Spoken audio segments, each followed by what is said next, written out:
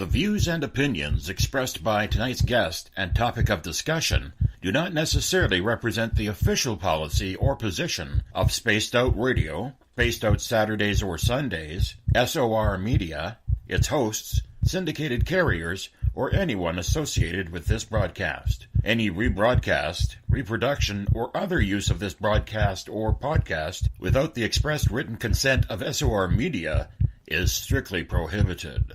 Listener discretion is advised.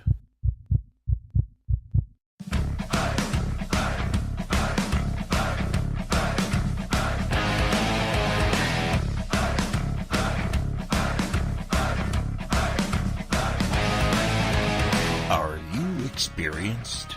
Then come own the night with us.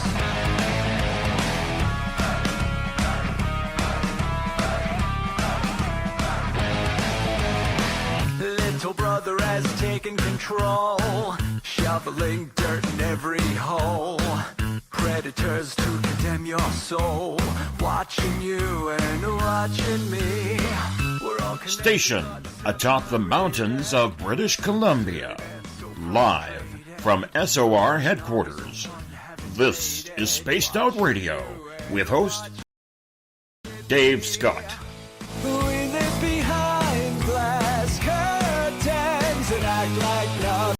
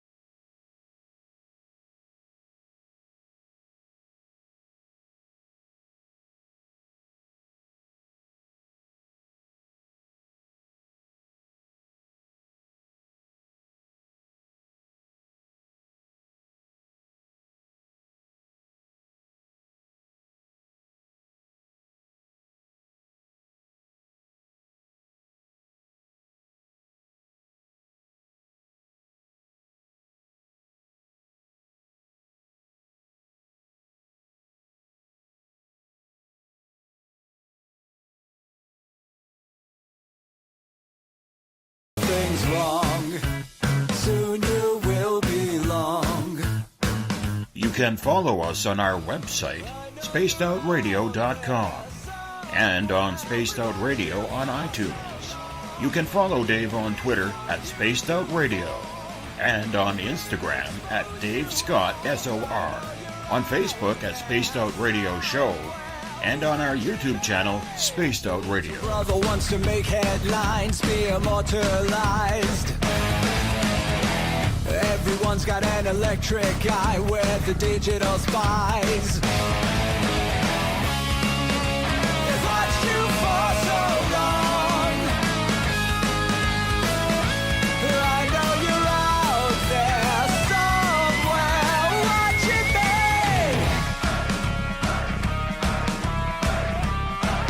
me. Buckle up, space travelers.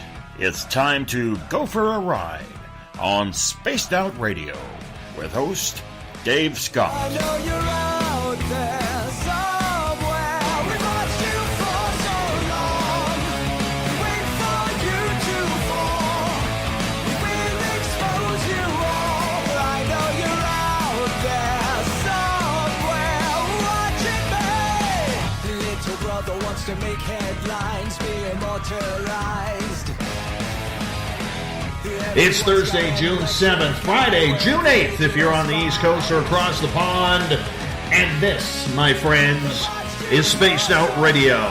Hope you had a great day and night. I am your host, Dave Scott, live in the Great White North, in the Caribou region, on top of the mountains of central British Columbia, right here at SOR headquarters. We are 150,000 strong nightly on the SOR Radio Network. You can also check us out on periscope.tv every Monday through Friday night. Our YouTube channel is youtube.com/Spaced Out Radio. That's where we hide our archives. Do me a favor, hit the subscribe button on that one for me. And our website is spacedoutradio.com, where we got a plethora of features for you. You can rock out to some Bumblefoot, shop at our Spaced Out Radio store, read up on the encounter online, or watch great videos from UFO Seekers, Contact TV, and so much more. We made it past Hump Day. We're one day away from the weekend, and we're talking UFOs tonight. Make sure you stare up at the sky while you are listening to tonight's show, because Victor Viggianni, our guest, is going to blow your mind. He is one of the best out there, in my opinion, and I'm glad that he's back on this show, because he is an ass kicker when it comes to bringing out the truth, especially north here of the border. As we have one of Canada's most foremost researchers in the UFO phenomena, Victor Viggianni, is back, based out of Toronto, Ontario. He will be speaking in just 2 weeks' time at the Alien Cosmic Expo about how Canada's role in disclosure and UFO research should be defined. And really, it's a dark secret up here, still, with very few discussing the magnitude of this program. Victor's company, Zealand Communications News Network, is the first and only Canadian news service to report on and provide coverage on a wide range of issues dealing with the UFO ET issue and the geopolitical and societal implications of an ET presence. Victor, my friend, I will also be seeing you in Vancouver on June 30th. I'm very excited to have you back on the show, my friend. How you been doing? Just great. Just great to be with you, Dave, and what an inspiring introduction. Well, thank you, my friend. What have you been up to? Playing with the UFOs, aliens? What's going on? Oh, recently, just getting set, because I'm leaving for Portugal tomorrow with some friends for about 2.5 weeks. Well, I'm going to be gone for 10 days. And the last 7 or 8 days have been sort of hectic in getting things ready and getting Euros and all of that. And also preparing for the Alien Cosmic Expo. My role there as an MC and as a presenter, and also putting together the presentation for the Architects of the New Paradigm, as you mentioned, in Vancouver at the end of the month. So it's been a mishmash, and but it's been exciting, and just following all the new news that's coming out, and trying to follow it all and put it all together and see what kind of fit the puzzles all express themselves. All the pieces are out there, just a matter of getting all of them together in the right spot and assembling them. And they're slowly coming together, believe it or not. And we're hoping that these two conferences can really help educate the public to put the pieces of the puzzle together too. So we're high expectations is what it is. Do you still enjoy it, Victor? Or is it just a love of the frustration that keeps you going? You know what? It's a really good question, Dave. The quick answer is yes, I do. I do love it. I do. It just keeps me going. But I must admit that a certain level of frustration sets in, especially when things happen in rapid succession and the expectations become high to among the public or the people that depend on the kind of information I provide them with. They want answers. They want to have someone put things together for them. And so many researchers throughout the world, be it in exopolitics, in France or Portugal or Spain, and even in the States, these researchers are they're bearing the brunt of the high expectation that these people have to provide the answers to those that are interested in this problem. And it can't always be done that easily for some strange reason. Everybody has a different way of putting things together. And that frustrates me a lot, because the number of people that are involved in this phenomenon worldwide all have a different perspective on this. And they try to present their points of view, which is logical. I mean, it's the only point of view that they really have, so that's not unexpected. But the frustration that I face is the lack of unanimity or consolidation, and the coalition's not there yet.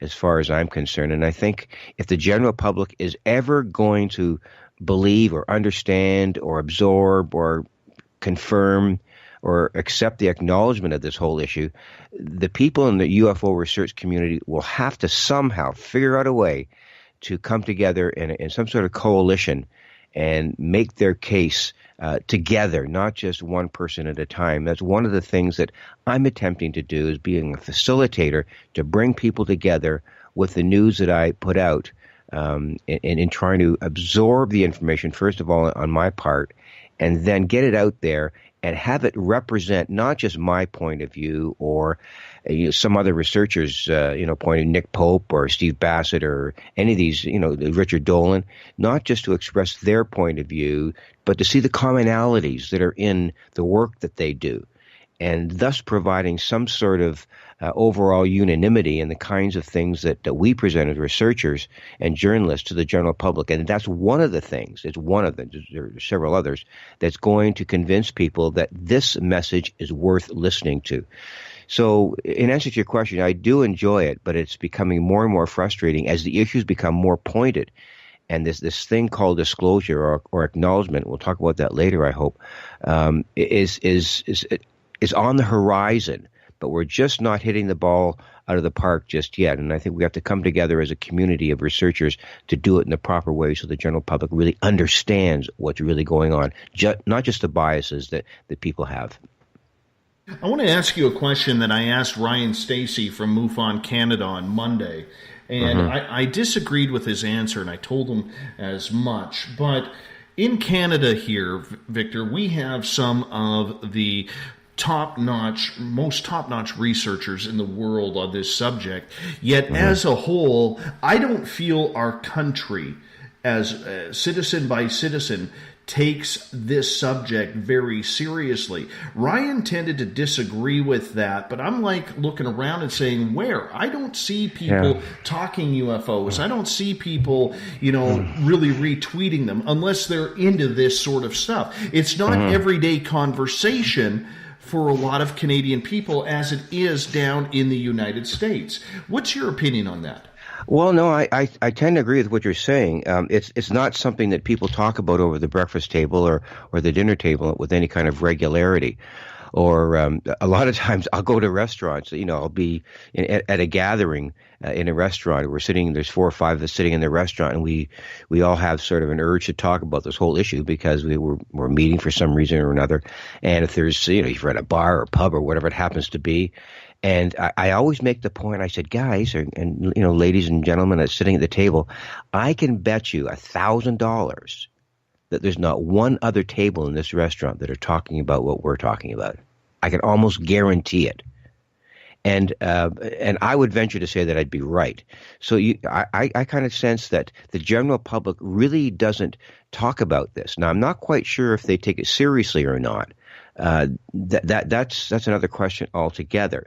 The kind of work that I have done in the past, I work at a golf course here in Mississauga, just outside of Toronto, and there are a number of people that are there, both patrons and people that work at the golf course, and they have gotten word. Some of them have gotten word that I'm into this thing because I've worked there for almost 17 years, and they say, Victor, I understand. I heard you on some radio program, or I saw you on TV. One of the interviews that you did with CBC.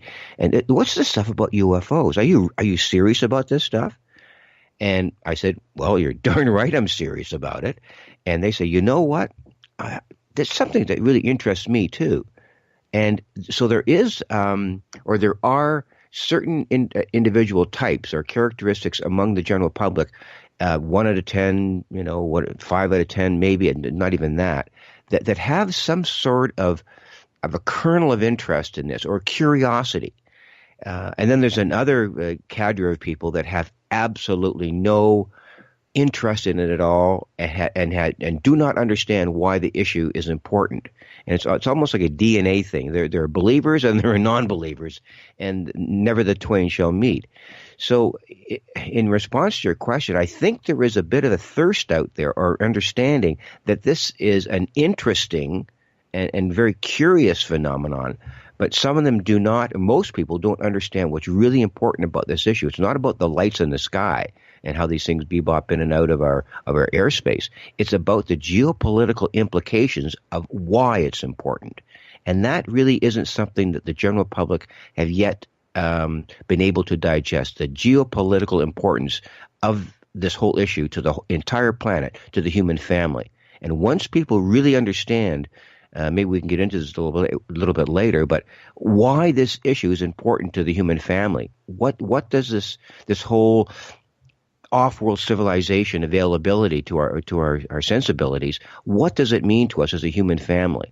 And these aren't questions that the media are asking, and these aren't questions that people, on the subway or on a bus or at any given family gathering. They're not the questions these people are asking.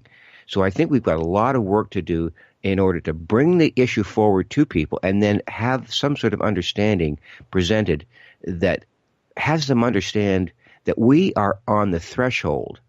This is really important, Dave.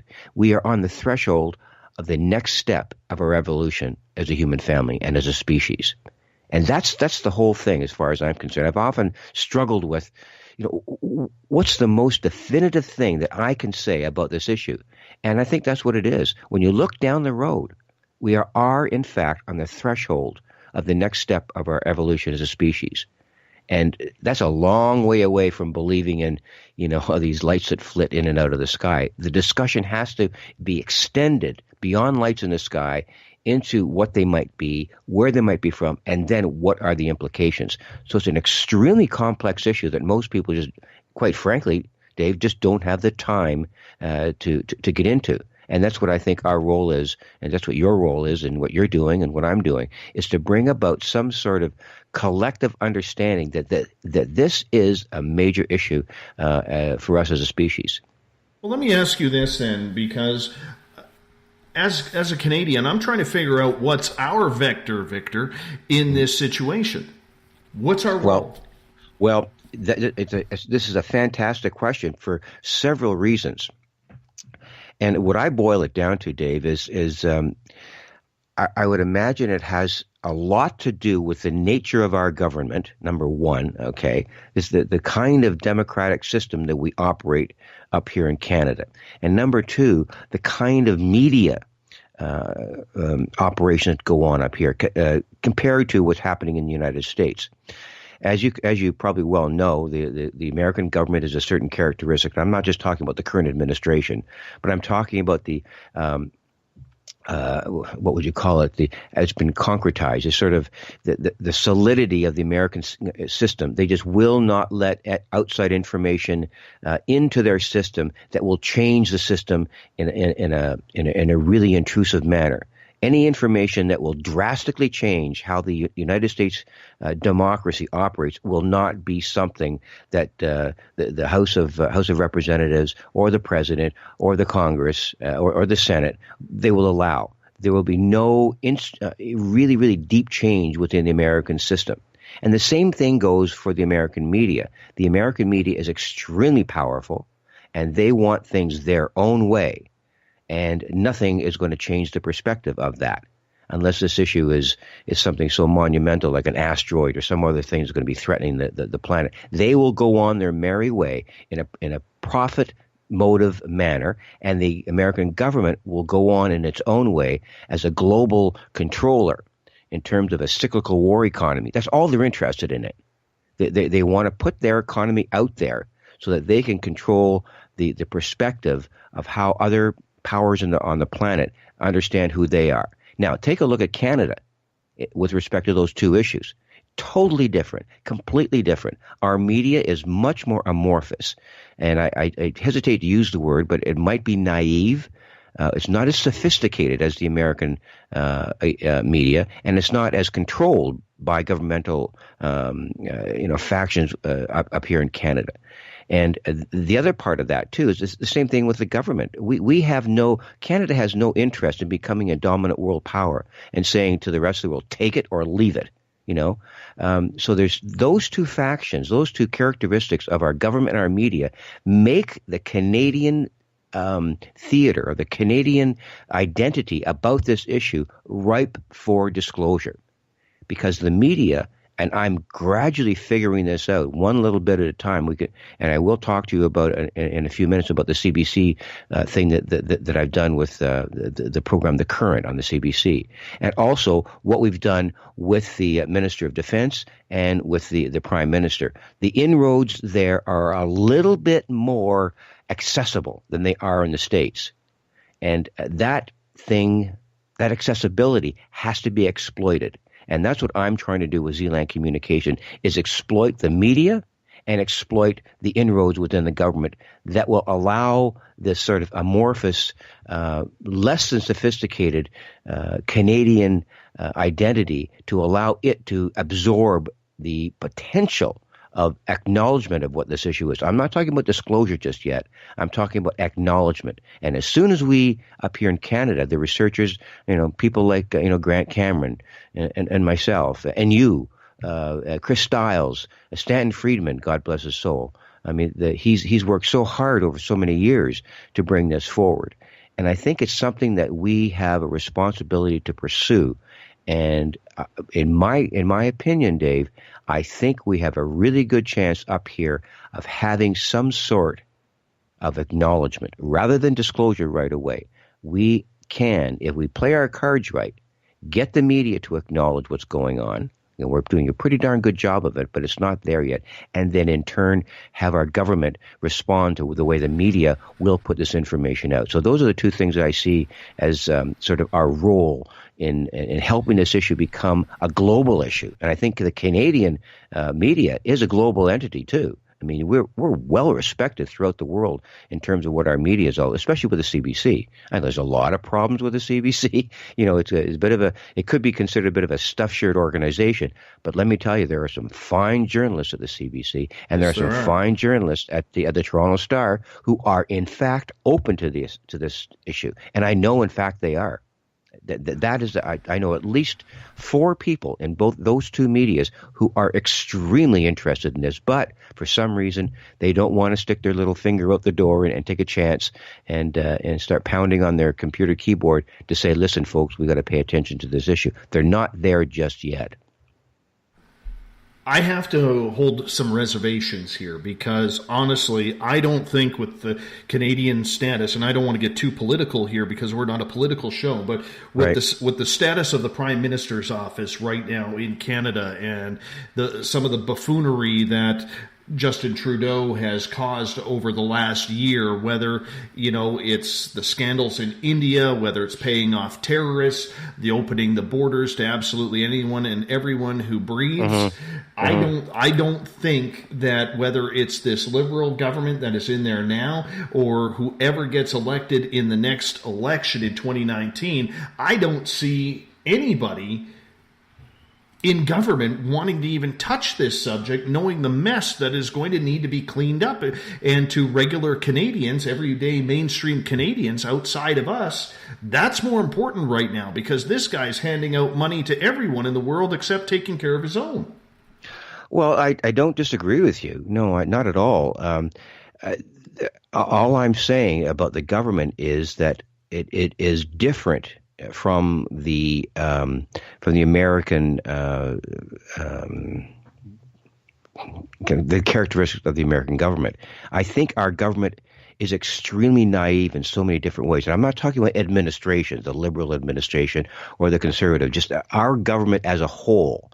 The parliamentary system is extremely exploitable with respect to this issue. So how do we exploit that vulnerability? And my response to that question is we use the Canadian media to blast this thing open because there are people within the Canadian media who are very, very open to the issue. And I'll take, for example, the CBC. And if you don't mind, I can tell the story about the CBC. Go right ahead. Well, this is a fine example of forcing government to recognize something that the media puts up. And it happens all the time. A good example is I use this example all the time. The issue of child abuse. this issue of child abuse, as a principal, as an elementary school principal for 35 years, I went through an extremely harsh transition from this issue of child abuse not being recognized in the early 60s and the 70s when I was in administration, and no one spoke about it. There is no way there's no mechanism for children to come forward to talk about that, mom and dad, or dad hits me with the belt every morning because I don't eat my breakfast. And he comes to school with bruises and no one says anything about it. That went on for decades. It's been going on for, since almost time immemorial.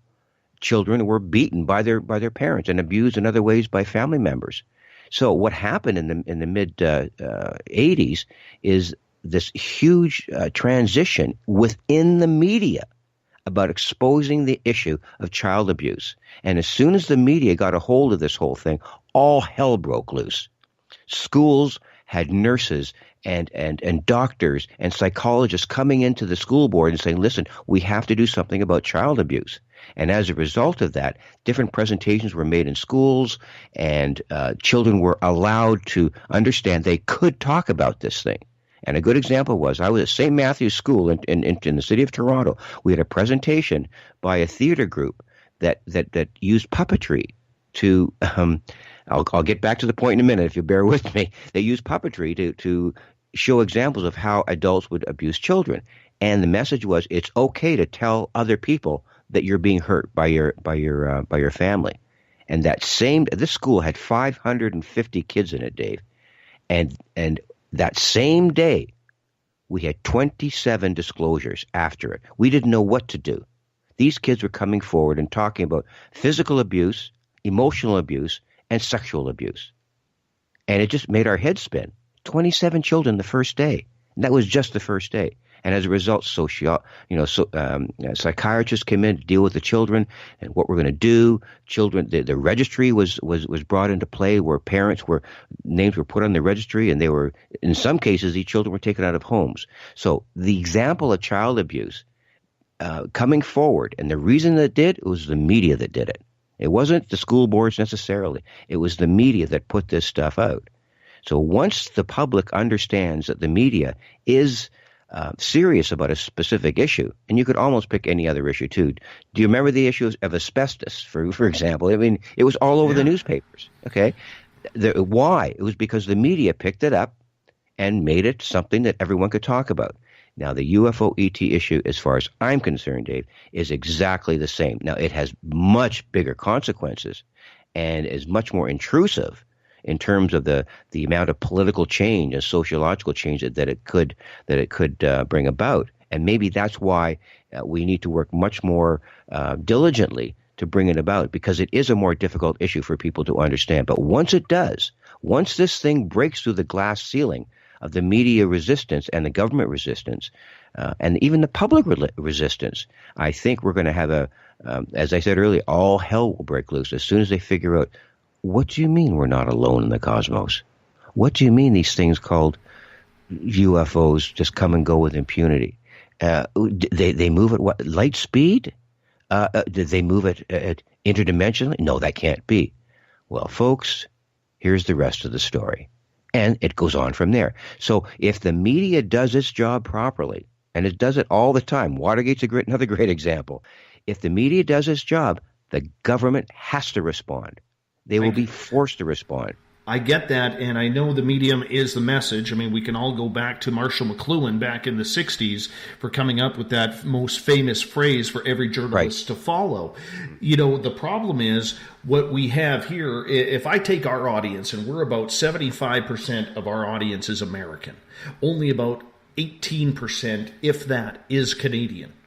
All right. So when I look at our audience being mostly American, they don't trust the media down there. They think the media is in some sort of cahoots because they don't have a fair play law in their media. Mm-hmm. Their media choose sides. We see CNN is more Democratic than Fox News, and Fox News being more Republican. Well, up here, we're starting to see that. We're seeing Global go a little bit more to the liberal Democratic side, whereas CBC, even though they're getting their funding from the liberals, they tend to lean off of the off the liberalism and go a little bit more conservative, even though they don't give the conservative any props, because last time the conservatives were in power, they tried to cut the CBC funding.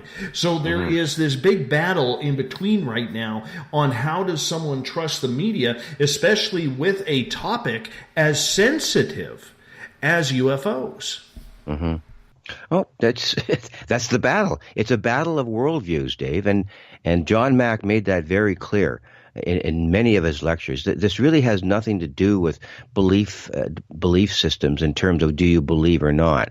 It has to do with how we operate and view the world.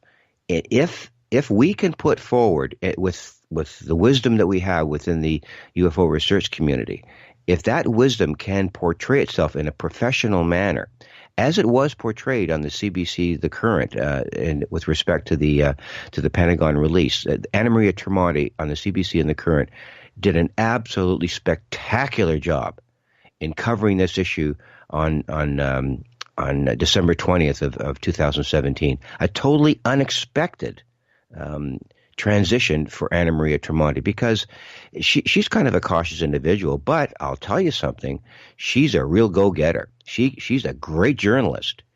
And what happened was with that story, and this kind of proves my point about how amorphous and how unsophisticated some people within the media are, because they haven't done any research on this at all. Zero. Less than zero. But what happened was that the Pentagon, and if your listeners are familiar with it, the Pentagon released the 3 videos of the jets getting a hold on radar and visually of these 3 UFOs, a Tic Tac video and the other 2, and they released these videos. Luis Alessandro came out forward and he said, we've got these videos, and there's been this program going on from 2007 to 2012. It's been funded by $22 million on the initiative of a senator. I believe the man's name was Senator Reid, and we've got Robert Bigelow involved. And the Pentagon came out and released this information about this UFO information and the UFO investigation program. Now, that was a huge wave. It was probably one of the biggest releases by any governmental agency ever within the American political system, ever, and the military system. So you have to ask a couple of questions. Why is the Pentagon releasing this kind of stuff? We can get into that in a moment. But the fact of the matter is, when I heard about the release, I wrote to Anna Maria Tremonti at The Current. And I said, Ms. Tremonti, it was in an email, this issue has been brought forward. Here's what the substance of it is. It's something that I believe the CBC has to cover, and it's your responsibility to cover something that an important military organization, agency like the Pentagon, is freely releasing to its people. And it has to do with unidentified flying objects and the confusion around it, and a $22 million UFO investigation program over 5 years. That is a story. So I sent her an email on December the 18th, okay? And within the next day, I got a call from the producer of The Current, Josh Bloch. And he asked me, what is this stuff all about? And I said, it's quite simple, Josh. The U.S. Pentagon has been investigating UFOs for a 5-year period, and there's a good possibility it's still going on. The organizer of it and the lead administrator quit because of a conflict within the organization. But the fact of the matter is, he admitted that $22 million of the American taxpayers' money was put forward to investigate UFOs over 5 years. That's a story. And he said, I agree with you. And he said, who can talk about it? I said, well, I could, but I think there are other people that are more qualified than I am to at least express a view on this. And that's as far as that went. Okay? So what happened on the 20th of December, after the next day when I spoke with Mr. Bloch, the producer, they put this program on The Current. And The Current is nationwide. It goes from the West Coast to the East Coast every single day. It's the most listened to investigative program in Canada. And they covered it for 20 minutes. Nick Pope was on. And unfortunately, they had another individual from SETI on there, which they try to balance it journalistically. But the fact of the matter is, Anna Maria Tremonti was asking some really pointed questions about the whole idea of extraterrestrials, UFOs, what do they do? What do they look like? Why is the Pentagon doing this? And these are the kinds of questions that were being asked on a national Canadian investigative radio program. I think that's a move forward. I think it's a big step forward. And I'm going to be talking to Anna Maria Tremonti in a very specific way just before the ACE conference, inviting her to continue to do that kind of work. And we'll see what kind of results we get. See, this is what I'm getting at, is when the media portrays this stuff, but the problem with it is, Dave, they don't do it consistently. They treat it as the carousel of the news cycle. They float something up one day, and the next day, it's nothing. It's like in the newspapers. They put something in the newspapers that's really important, then the next day they're wrapping fish with it. It's a one-issue day, and that's the way the media operates. So what we have to do is get them to deal with this UFO issue on a consistent basis. And what the Current did last December 20th, I think, was a benchmark in Canadian radio and Canadian journalism with respect to the UFO issue. There are a lot of people who look at Canada as a friendly country, but a little bit of a joke of a country when it comes to anything on the world stage, because we don't fund our military. We don't really do peacekeeping missions anymore. Sure, we help out countries who are in need of aid, and I think that is absolutely fantastic. However, when it comes to the serious matters of trying to make things good and moving forward in advancement, we're looking like that redheaded stepchild, pardon the pun, in regards to the way we are treated by a number of countries. So many countries have passed us by. What really could Canada's role be in any sort of disclosure program? Because with the big boys south of us in the United States, and they got all the fun toys to play with, then you combine in what's happening in Russia, in China, Japan, India is now making a run at the moon. It seems like everybody is moving forward, and the Canadian government, when it comes to technology and focusing on exports rather than imports or building our own, seem to be falling behind. And I don't see how that could help out any type of disclosure. Well, you've got to. I think Canada has always had this sort of international flavor to it, rather than being an isolationist country. And I think that is still a very strong perspective among most people within the world. I know that Canada has not necessarily taken the lead in other military ventures and so on and so. And as far as I'm concerned, I'm glad we're not. We don't use nuclear. We don't have a nuclear arsenal. We've put that aside as it just doesn't work. Okay, being a nuclear nation it's almost a Neanderthal. Nuclear weapons are archaic, and they are part of a system, a cyclical war system, or a threat of a cyclical war system that is an infectious thing within the planet and over the planet. We're in a very difficult position as a species, Dave. And I think the only perspective that you can portray internationally is a perspective that you have to be a conciliator and a facilitator, rather than a saber-rattling country like the United States or like Russia or like China.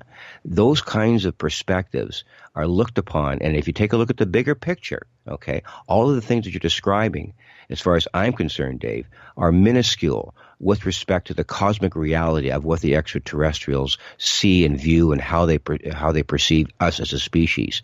And once that we can at least portray some sort of civility, or at least collective understanding about who we are as a species, as a human family, and I think that is what the extraterrestrials are waiting for. And I don't have any kind of insight or inside information about that. But one of the reasons I don't think they're manifesting themselves in the way that they could or should is because we are still in a state of internal deadlock.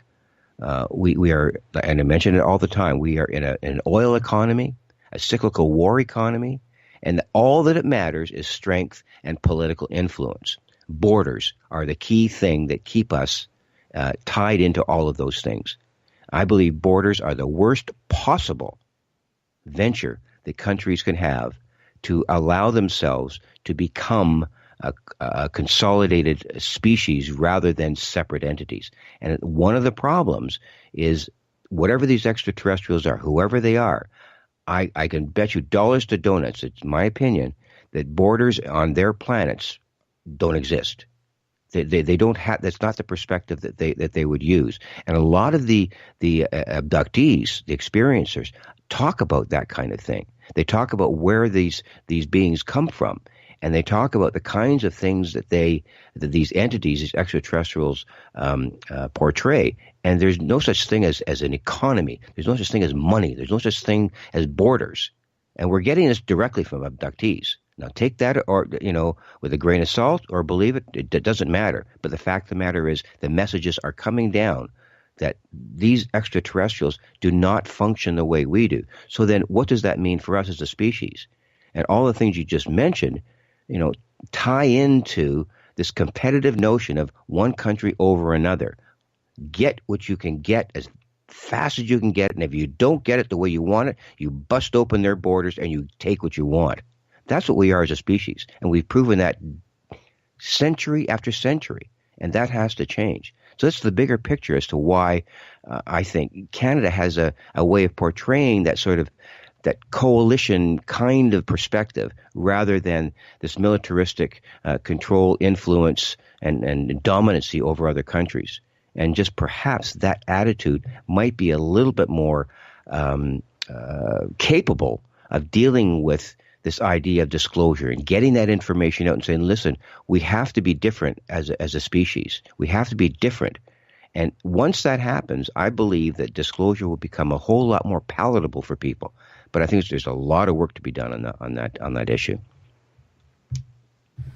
Do you think then that even with Canada's vast experience with UFOs, that there is a common placement that people are ready for it up here? People are expectant of it happening. We've seen Shag Harbor. We've seen the incident in Manitoba that's turned into a brand new coin that we are going to talk about here momentarily. In 1967, I found it very ironic on this show a couple of years ago when I had Paul Hellyer on, that I didn't believe him when he told me that he is the one who actually opened the grand opening in 1967 of the UFO landing pad in St. Paul, Alberta. And yet at that point, he was trying to pawn off me that, oh no, I'd never heard of UFOs back then. I never heard of it. BS, Paul.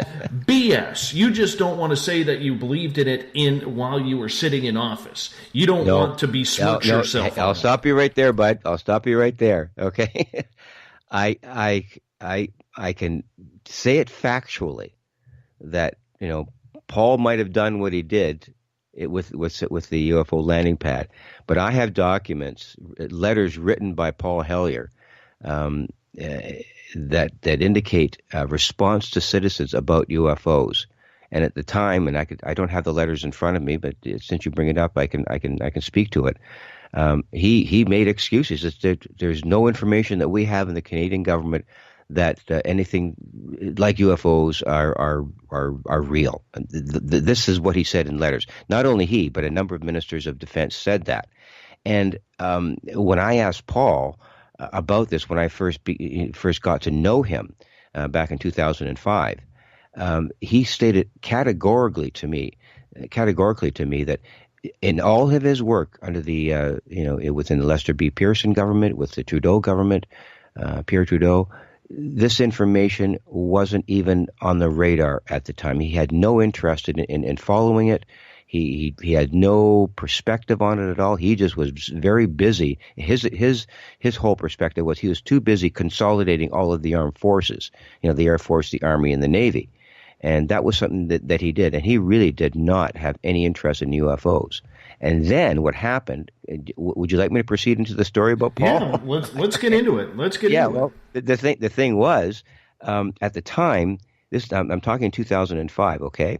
And I knew about Paul. I knew about Paul Hellyer in the past. You know, I grew up with him as a politician. I remember him being elected in Trinity Bellwoods for the very first time, the youngest member of Parliament ever, as a matter of fact, and then moving into the government and almost defeating Pierre Trudeau at the Liberal convention when Trudeau ran for the prime minister position. He could have been our prime minister, but Trudeau beat him out at the time. In any case, in 2005, I was doing a radio program with Errol Bruce Knapp on CFRB in Toronto here, and I had done the program for about eight or 9 years with Errol. We interviewed everybody. There's a lot of the current people that are still, Paula Harris, Steve Bassett, all Richard Dolan, and the interviews were going rampantly over CFRB, and we had 2 hours of programming on the largest AM radio station in Canada at the time. Strange Days Indeed was the name of the program. In any case, Errol and I are doing a program one Saturday evening from 11 o'clock to 1. We finished the program, and we're both very tired, and it was a long evening, and I'm packing up my things, and the operator on the other side of the glass says, "Victor, there's a call for you on line 1." And I said, "I'm sorry, I'm too tired. No, I think you need to take this call." I said, "Fine." I picked up the phone, and this fellow, and I'll call him Peter, okay? "Hello, Victor, my name is Peter. I need to tell you something." I said, "What, Peter?" He said, "You need to talk to Paul Hellyer." And I said, "Why?" And the name just rung a bell. It came out of the blue. It had no reference to UFOs at the time at all. I said, "Why?" And he said, "You just need to talk to him because he's beginning to understand something about the UFO issue that I heard you talking about tonight," because Peter was listening to the program. I said, "Peter, okay, I'll give him a call. Could you send me an email about his telephone number?" Yada, yada, yada. Fine. He did that. So I think it was about a week later. I said, maybe I'll give this guy Paul Hellyer a call. Okay. So, at the time, a friend of mine and I were planning the symposium at the Convocation Hall in the University of Toronto. Okay. And we had invited for Stan Friedman, Steve Bassett, Paula Harris, and who else? Richard Dolan. Okay. So there's 4 speakers. And we were planning it for the middle of December or September of that same year, 2005. And I said, okay, I'll give Paul Hellyer a call. And I said, "Mr. Hellyer, Peter, your good friend who helped you in your campaign, said that you might be interested in UFOs." And I said, "Are you? What's going on?" And he said, "Well, Mr. Viggianni, yes, I'm in the middle of reading a book." I said, "What book are you in the middle of reading?" He said, "The Day After Roswell" by Philip J. Corso. I said, "Oh, why are you reading that book?" I said, "Well, someone in Quebec sent it to me and recommended that I read it because it's something that I might be interested in." I said, "What do you think of it?" He said, "Well, I don't know what to think of it just yet." I said, "Oh, if you are interested in UFOs and you do have something to say about it, would you be interested in being our keynote speaker in September in 2005, the same year?" He said, "Oh, no, I could never do that. No, there's no possible way I would ever do that." I said, "Okay, finish reading the book, and I'll give you a call in 2 or 3 weeks." He said, "Fine." So I let a couple of weeks go by, and I called him back. I said, "Mr. Hellyer, it's Victor Viggianni calling back again. Did you finish reading the book?" He said, "Yes, I did." And I said, "Oh, what do you think?" He said, "I am almost completely convinced that what's happening here is real." And I said, "Why? What changed your mind? Was it the book?" He said, "Well, it was the book, but my nephew said to me, once you finish reading the book, call this general in the United States, a retired general in the United States, and he has information about it." And Paul had no idea who the general was. "Call this general and ask the general." As a matter of fact, I think there was 2 calls. He asked the general about the book, The Day After Roswell by Philip J. Corso. He said, "What's this book all about?" The general told him. He said, "Mr. Hellyer, everything in that book is true and more."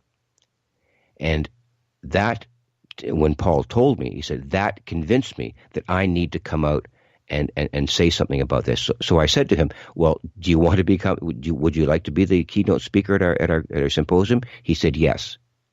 And the rest is history. That's the first time he came forward when he said UFOs are as real as the airplanes that fly over your head.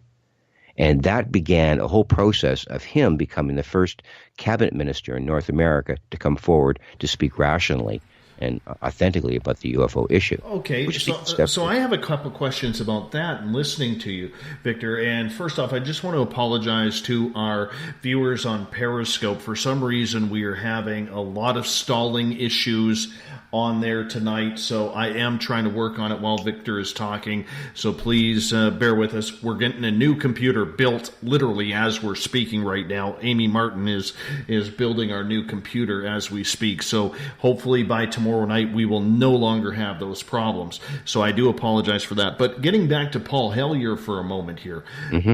Okay, if I take what you say verbatim, that he knew nothing of these while he was in cabinet, where did he get his information from outside of a book saying that these are real? Did he not have any access to internal files where maybe the Canadian military was looking into this subject?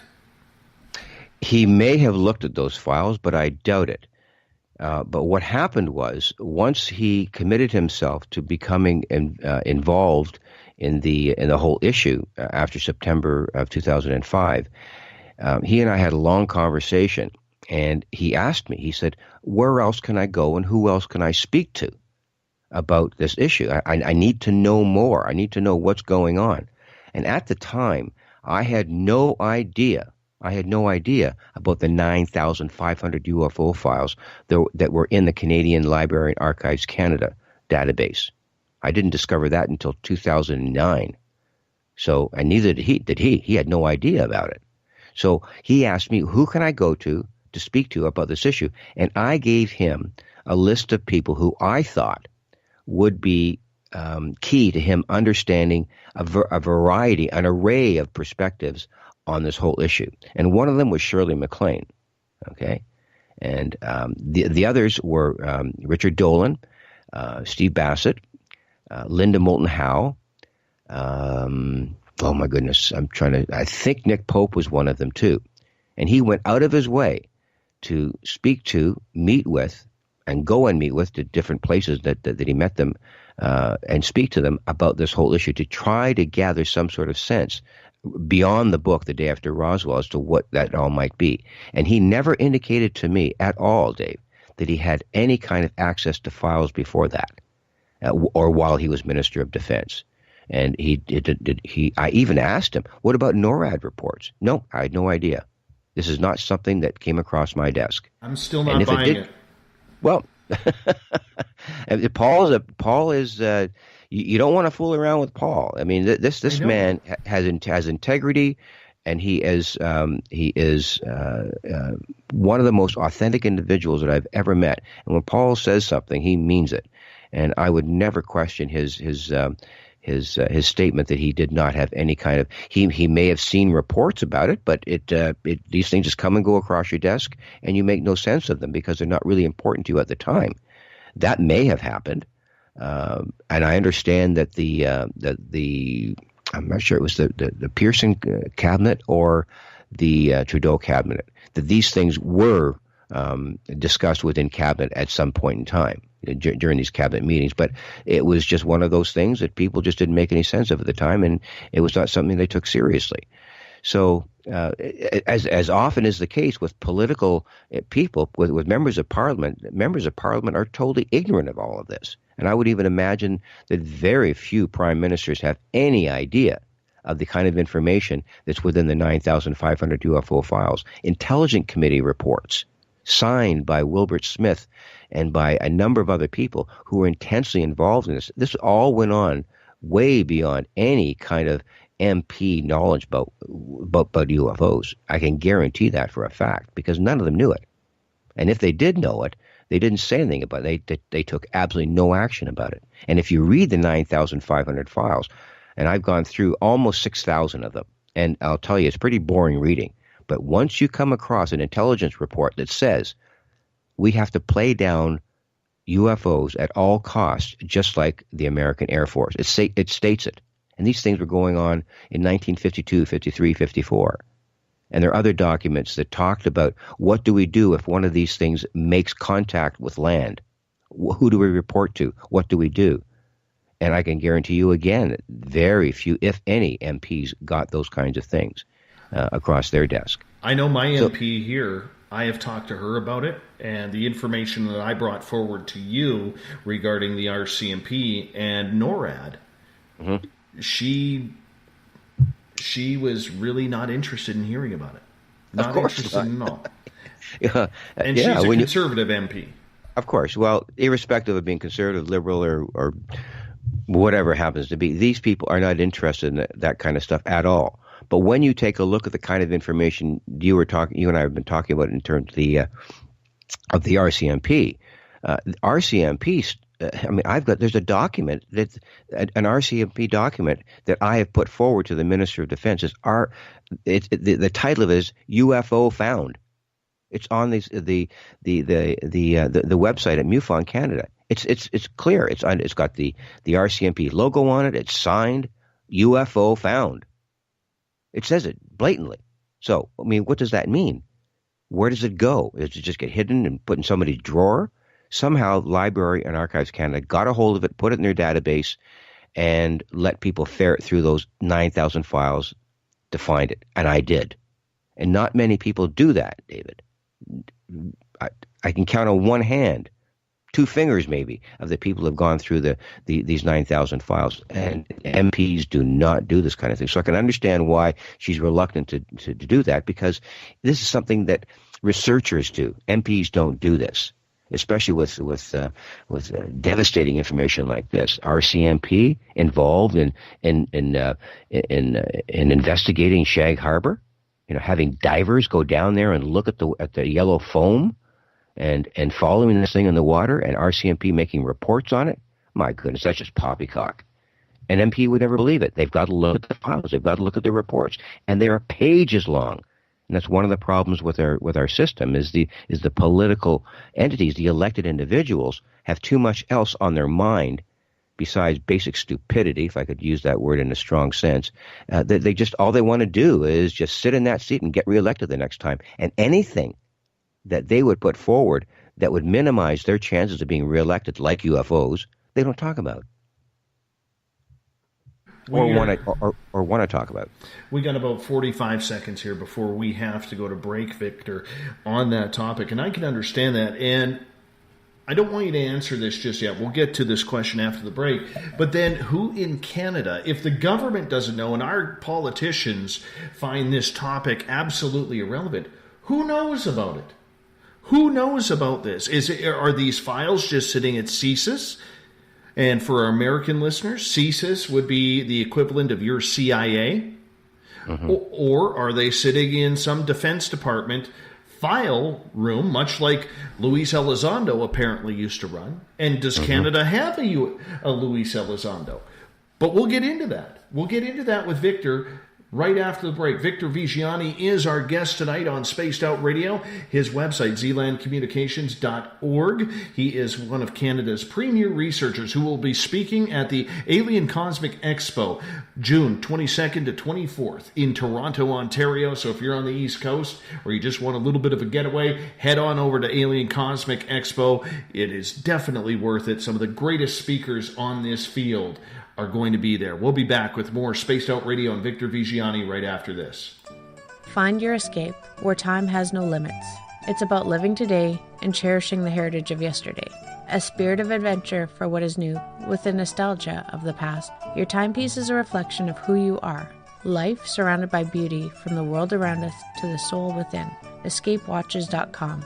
There is no time like the present to enjoy your escape. Use promo code SMF2017 for your 20% discount today. The freedom to post what you want, when you want. That's the social media freedom you need. Social Media Freedom is the free app in your app store. No need to worry about going to jail or being shadow banned any longer. It's the freedom to say what you feel. The freedom to know Big Brother isn't watching. It's the way social media is supposed to be. Social media freedom. It's time to set yourself free. Download from your app store today. Coming September 28th to the 30th, it's our first annual Caribou Paracon, put on by Spaced Out Radio and the Canadian Society of Questers. 3 days of paranormal, supernatural, and spiritual knowledge in the beautiful 108 Mile Ranch, British Columbia. Tickets are $150 Canadian for the event, being held at the Spruce Hills Resort and Spa. Come watch our featured speaker, Grant Cameron, along with Lorian Fenton, David Weatherly, Ross Allison, and more. The Caribou Paracon, celebrating everything paranormal. Hey Space Travelers, it's Joe Roop, your host of Spaced Out Saturdays. Come join me as we explore the realms of the paranormal, the esoteric, and everything in between every Saturday night at 9 p.m. Pacific, midnight Eastern. You know the truth is out there. Don't get caught sleepwalking. Come join Spaced Out Saturdays. That's every Saturday night, 9 p.m. Pacific, midnight Eastern, right here on spacedoutradio.com.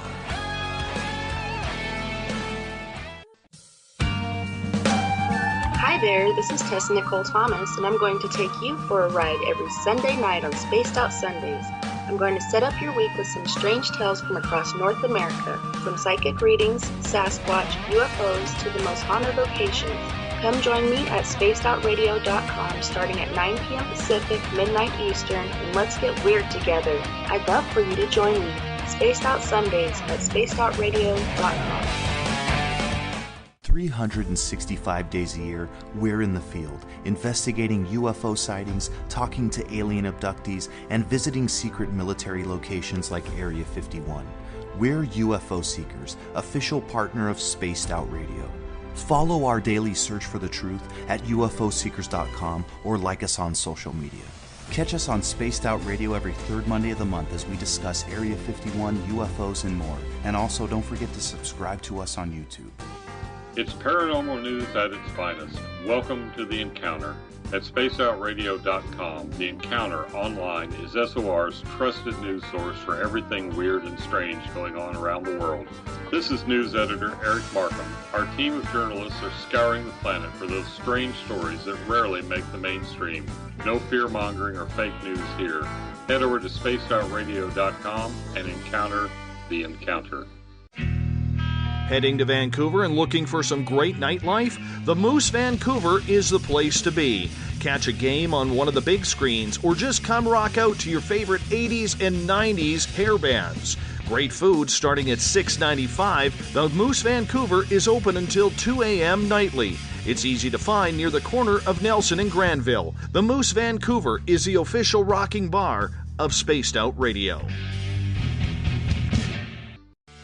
Want to learn more about aliens, cover-ups, conspiracies, cryptids, and the paranormal? All you have to do is tune in S4 as we take over the Spaced Out Radio night, starting at midnight Pacific, 3 a.m. Eastern, each and every Saturday night, right after Spaced Out Saturdays. Hi there, this is Eric Cooper from Forest Moon Paranormal. Join me, Corey Ruiz, and friends as we discuss the hot topics of the night. It's fun, entertaining, and as dark as the night. Find us at spacedoutradio.com. Are you interested in advertising on Spaced Out Radio? Head to our website at spacedoutradio.com and click on our advertising tab. There, you will find an assortment of ways you can get your product out there with us, from radio commercials to banners and social media. Have a product you like our hosts to endorse? We can do that too. Visit spacedoutradio.com for more details. Do you want to know what's really going on in your world? Do you have questions about who you can trust in the mainstream media? Then look no further than the Rebel Planet. Come get the straight answers right here at spacedoutradio.com.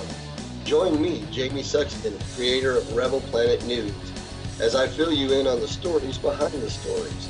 All you truth seekers, be sure to tune in to Rebel Planet on spacedoutradio.com the third Thursday of every month. Visit purpleplates.com today. For over 40 years, the Purple Energy Plates have been delivering amazing results for their many customers. Inspired by the great genius Nikola Tesla, the harmony, healing, and energetic effects of the plates have proven over and over to be beneficial and often miraculous to thousands of customers. Check their site for daily specials and choose from their many energy products. You won't be sorry. Visit them today at purpleplates.com.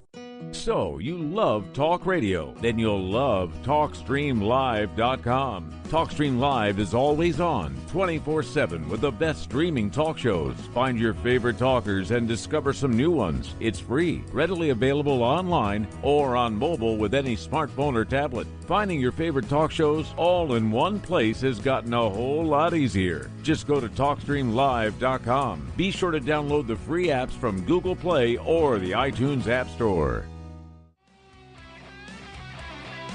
The views and opinions expressed by tonight's guest and topic of discussion do not necessarily represent the official policy or position of Spaced Out Radio, Spaced Out Weekend, Spaced Out Radio Limited, its hosts, syndicated carriers, or anyone associated with this broadcast. Would you like to connect with us? Head to spacedoutradio.com for all your latest show info. And hit us up on Twitter using the hashtag SpacedOutRadio. Now, back to Dave Scott and SOR. Welcome back to the second hour of Spaced Out Radio. Tonight, I am your host, Dave Scott. Great to have you with us. Tomorrow night on the program, Richard Dolan joins us as we are going to continue the disclosure talk, heading into Alien Cosmic Expo, June 22nd through the 24th in Toronto, Ontario. And it'll be a great show indeed, starting at 9 p.m. Pacific, midnight Eastern Time at spacedoutradio.com. We want to welcome in everyone listening in on the SOR Radio Network, including the Fringe.fm, and everybody on Periscope. Hello, I know we're having some troubles with Periscope tonight. I promise the new computer is being built by Amy right now, so once that's built, we get that hopefully set up tomorrow, that Periscope issue is going to disappear. Our archives are on our YouTube channel. Go to youtube.com/spacedoutradio, and we'll be able to allow you to listen to our shows for free. We don't charge for those. Just do me the favor, just hit that subscribe button. Bill Cardwell has set the password for tonight in the SOR Space Travelers Club. Dolichocephalic. Dolichocephalic is your password. Make sure you use it wisely, Space Travelers, as Bill sets the password each and every night right here on the mighty SOR. Now, if you want to check out our website, it's spacedoutradio.com, where we got a plethora of features for you. Rock out to some Bumblefoot, shop at our Spaced Out Radio store, read up on the encounter online, or watch great videos from UFO Seekers, Contact TV, and so much more. Victor Viggianni from Zealand Communications is our guest tonight. He will be the MC and one of the speakers at Alien Cosmic Expo, June 22nd through the 24th in Toronto, Ontario. We're talking Canada's role in UFOs and disclosure. Victor, welcome back. Great to be with you, Dave, and welcome to all of our listeners out there. Exactly. I love it. Thank you so much. Victor's going to be with us one more hour, and then Everett Thiemer is going to come in for hour number 3, where we're going to continue some disclosure talk and give you guys an update on what we're going to be doing coming up with the new look show once the studio is built out. So I look forward to talking to you guys about that as well. Now, Victor, right before the break, we were talking about who in government really knows about the UFOs. If you're saying that even the Prime Minister doesn't know or doesn't care, is it CSIS? Is it the Canadian military that's holding these files tight? Where are they? We know they exist. Who's holding on to them? Well, let's just back up a bit here for a second. Let's talk about the politicians at the lowest possible level. Politicians whose bums are in the seats, with the 310 seats that are in the federal government. I'd venture to say that none of them have any knowledge, access to, or even interest in this whole issue. Now, some of them might have a closet interest. That could be something. There were a few in previous governments that had a various kind of interest in it, but no real serious need to bring it forward. And if you move up to levels of governance in terms of ministers, I would figure that the Minister of Defense would be not just the current one, but all ministers of defense would have access to files and to incidents relating to what NORAD calls, and if you know what NORAD is, the North American Aerospace Radar System, jointly operated by the United States and Canada. They're a parallel organization. The NORAD files and the NORAD manner of dealing with what they call tracks of interest, TOIs, or unknown tracks. They don't use the word UFOs. They use the word TOIs or unknown tracks or just unknowns. And if you go through the 9,500 files, excuse me, that's the nomenclature that you run into. Now, in 2014, I made an access to information request to the Canadian government, to the Ministry of Defense, and they sent me 116 pages. And what I asked them for was all reports of jets that were scrambled to chase UFOs and any other information that they had on UFOs. And they sent me 117 pages. And I'll tell you, it's very, very, very interesting. Most of them were reports, just ordinary citizen reports. You know, Uncle Frank and Aunt Martha are sitting out in the back porch and they see a light in the sky. They call the police, and the police say, send a letter to the government, and they do, and the government has the letter, and they report it, and that's the end of it. There's no big deal. But other reports, these ones from intelligence committees, from air traffic control reports, pages and pages of air traffic control reports on a minute-by-minute basis, daily basis, these logs in. And when they use the term UFO, seen by pilot at 007 hours, whatever it happens, Zulu, and still investigating. And you move on through the pages, all these redacted pages. They continue to use the term UFOs. NORAD doesn't, but the air traffic control reports do. And I counted 27 references to UFOs within the air traffic control reports. Okay? Now, who has access to these things? I do, because I asked for it, and they gave it to me. So these files are sitting someplace in the Department of National Defense, and all you have to do is ask for it. And I was brazen enough to do it, and I got 117 pages. I could probably get more if I asked the right question, and all you have to do is frame and ask the right question. Because if you don't ask the right question, they come back and say to you, well, your request is not specific enough. I had 3 separate requests before I got to the point where I said the right words, that they sent me the right documents. Do you understand what I'm saying? It took me 3 times to define what I wanted, because I never got the right language to begin with. So that's how restrictive this whole thing is. So in answer to your question, who has them? NORAD has them for sure. They absolutely have them for sure. And the 6 pages that I have are devastating. This is an air traffic control report out of Comox Air Force Base, where it shows line by line, minute by minute, second by second. It goes hour, minute, and seconds as to what these CF-18s were tasked to do. And what happened was, in 2001, September 2001, 2 CF-18s were tasked out of Comox Air Force Base to chase 3 UFOs, or as they're called, unknowns, and they took off and they went to 35,000 feet, and they chased these things. And you know how fast these jets go. These jets could go 700 miles an hour. These 3 UFOs, or unknowns, outpaced these jets by miles. They just couldn't catch up with them. Okay? And then what happened after that is a medical evacuation jet, an LR-35 jet out of Anchorage, Alaska, was in the same flight pattern, the same flight area. And they also saw these 3 UFOs. They made visual contact. And it says it right in the air traffic control report. Visual contact was made. But we could not keep up with them.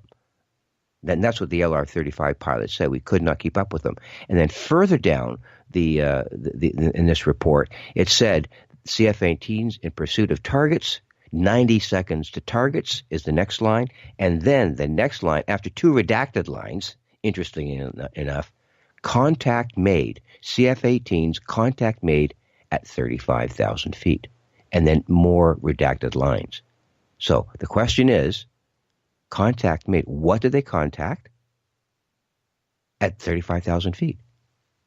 And that's all they said about it. So it's very questionable as to these redactions really indicate that they don't want us to know certain things. Was there gun camera information there?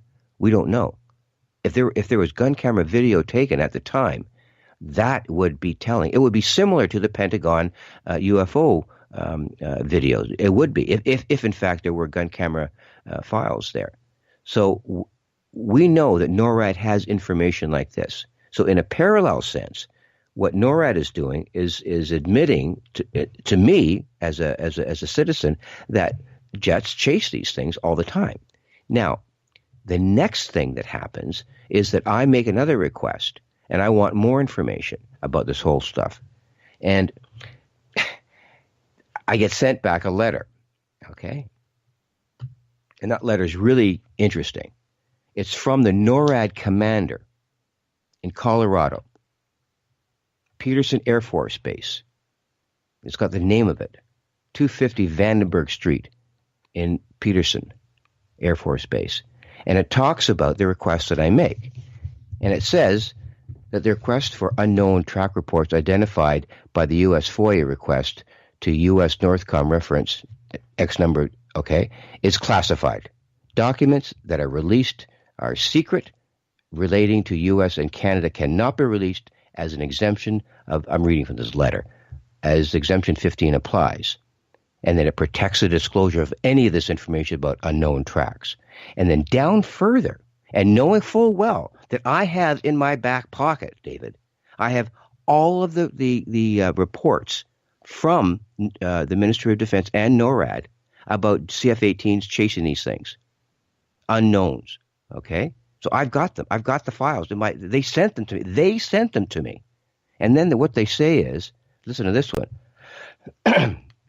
Additionally, the release of any details regarding unknown track reports and TOIs would affect the national security defense of the United States and Canada, and improper or unauthorized disclosure of this information is an offense under the Security Information Act. It also contains information affecting the national defense of the U.S. within the meaning of the espionage laws, Code Title 18, Section 793 and 794. Law prohibits the transmission or revelation of information contained in any records on unknown track reports in any manner to an unauthorized person. So do you know what they're saying there? They're telling me that I have information of unknown tracks that they sent to me. They sent it to me. The Ministry of Defense here in Canada sent it to me in the coterminous operation called NORAD. I have these documents, and this letter is telling me that I possess them, and B, I've transmitted these unknown tracked information to every media that I know of. So I am in violation of the Espionage Act of the United States of America. Even though NORAD sent it to you. And no, NORAD didn't send it to me. No. What happened was the ministry, I requested this of the Ministry of Defense here in Canada, and they gave me the NORAD report. So NORAD has them in the Canadian file system, and the Canadian file system sent them to me. Now, did someone make a mistake in the Ministry of Defense here in Department of Defense here in Canada? Did they make a mistake in sending them to me? Should they not have sent them to me? Because in fact, me being in possession of these files regarding TOIs and unknown tracks, I'm in violation of the Espionage Act.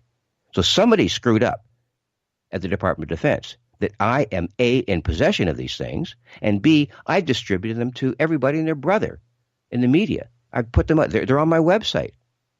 So that's what I said at the National Inquiry into UFOs in 2016, the inquiry that we had. I stated categorically that I have these documents and I'm distributing them to you, the media, and to the public that were there, and I dare the United States government to indict me, to charge me on distributing this information. I dare them to do it. Now, of course, I haven't heard anything about that, but that's what I did. Because, in fact, this letter tells me that I've got files that I shouldn't have, and I'm distributing them. So I'm in violation of the Espionage Act. And I love it, David. I just love it. Have you tried crossing the U.S. border since you got that information? Oh, gosh. We've driven to Florida and Hilton Head to Gulf. I can't tell you how many times. One of the questions I do want to ask you, because I found before you go on. Yeah. Does what I said just make sense? It totally makes sense. It totally makes sense in regards to it, because, I mean, you shouldn't have those. And even though the U.S. government says you're in violation, the Canadian government or the Canadian military gave them to you. That's right. And I know you want to ask another question, but I could just finish off this letter. Yeah. And here's what the commander said at the very end. They talk about exactly what I just said a moment ago. Okay, but then the very last paragraph says, however, the NORAD commander, I'm reading directly from the letter, David. However, the NORAD commander has approved the release of the following information regarding tracks of interest, TOIs, and unknown tracks. The yearly average in the past 5 years has been 1,800 TOIs and 75 intercepts, period. End of quote. You figure that one out. 1,800 tracks of interest and 75 intercepts. So what is the 1,800? Are they UFOs? Are they, meteors? Are they weather balloons? And what are they intercepting? And who's intercepting them? Are jets intercepting them? Are these things just sort of, it's okay, Rocky, don't worry about it. It's only a balloon, or it's only a geese, or it's it's just it boggles my mind. It boggles my mind. I'll tell you something interesting that this will be actually the first time I shared this on the show. One of the questions I had when the first video, the Tic Tac video, came out was there was a view from the head-up display that didn't look very accurate.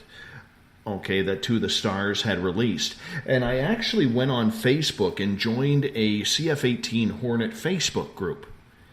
And I actually had a current pilot, I won't use his name, message me privately. He was literally 6 months into his tour of duty on a CF-18 Hornet, and he had told me that absolutely nothing had been discussed with him or his new squadron about anything to do with UFOs. In fact, he was quite shocked that it wasn't as of yet. Interesting. Yep, I think there's probably a level of seniority that some of those pilots might go through, but I would love to know the context about how those CF-18, how the Hornets were up there during the Tic Tac videos and the other two. I would love to know the context as to why they were up there to begin with. Was this stuff tracked on radar and then they were sent up, or they were just sort of in sort of their own flight time and just doing this, and all of a sudden this thing shows up? I'm wondering what the context of the whole situation was. So, and that's why I'm not totally enamored by the whole video situation. But what I am very concerned about is why Luis Alessandro quit, first of all, and why this $22 million was dedicated to an investigation. So, I mean, it's a really hard nut to crack. But I think we have to take it at face value. Something went on. The Pentagon released this, and either there's two things that I believe about this whole Pentagon release. Number one, it really happened, okay?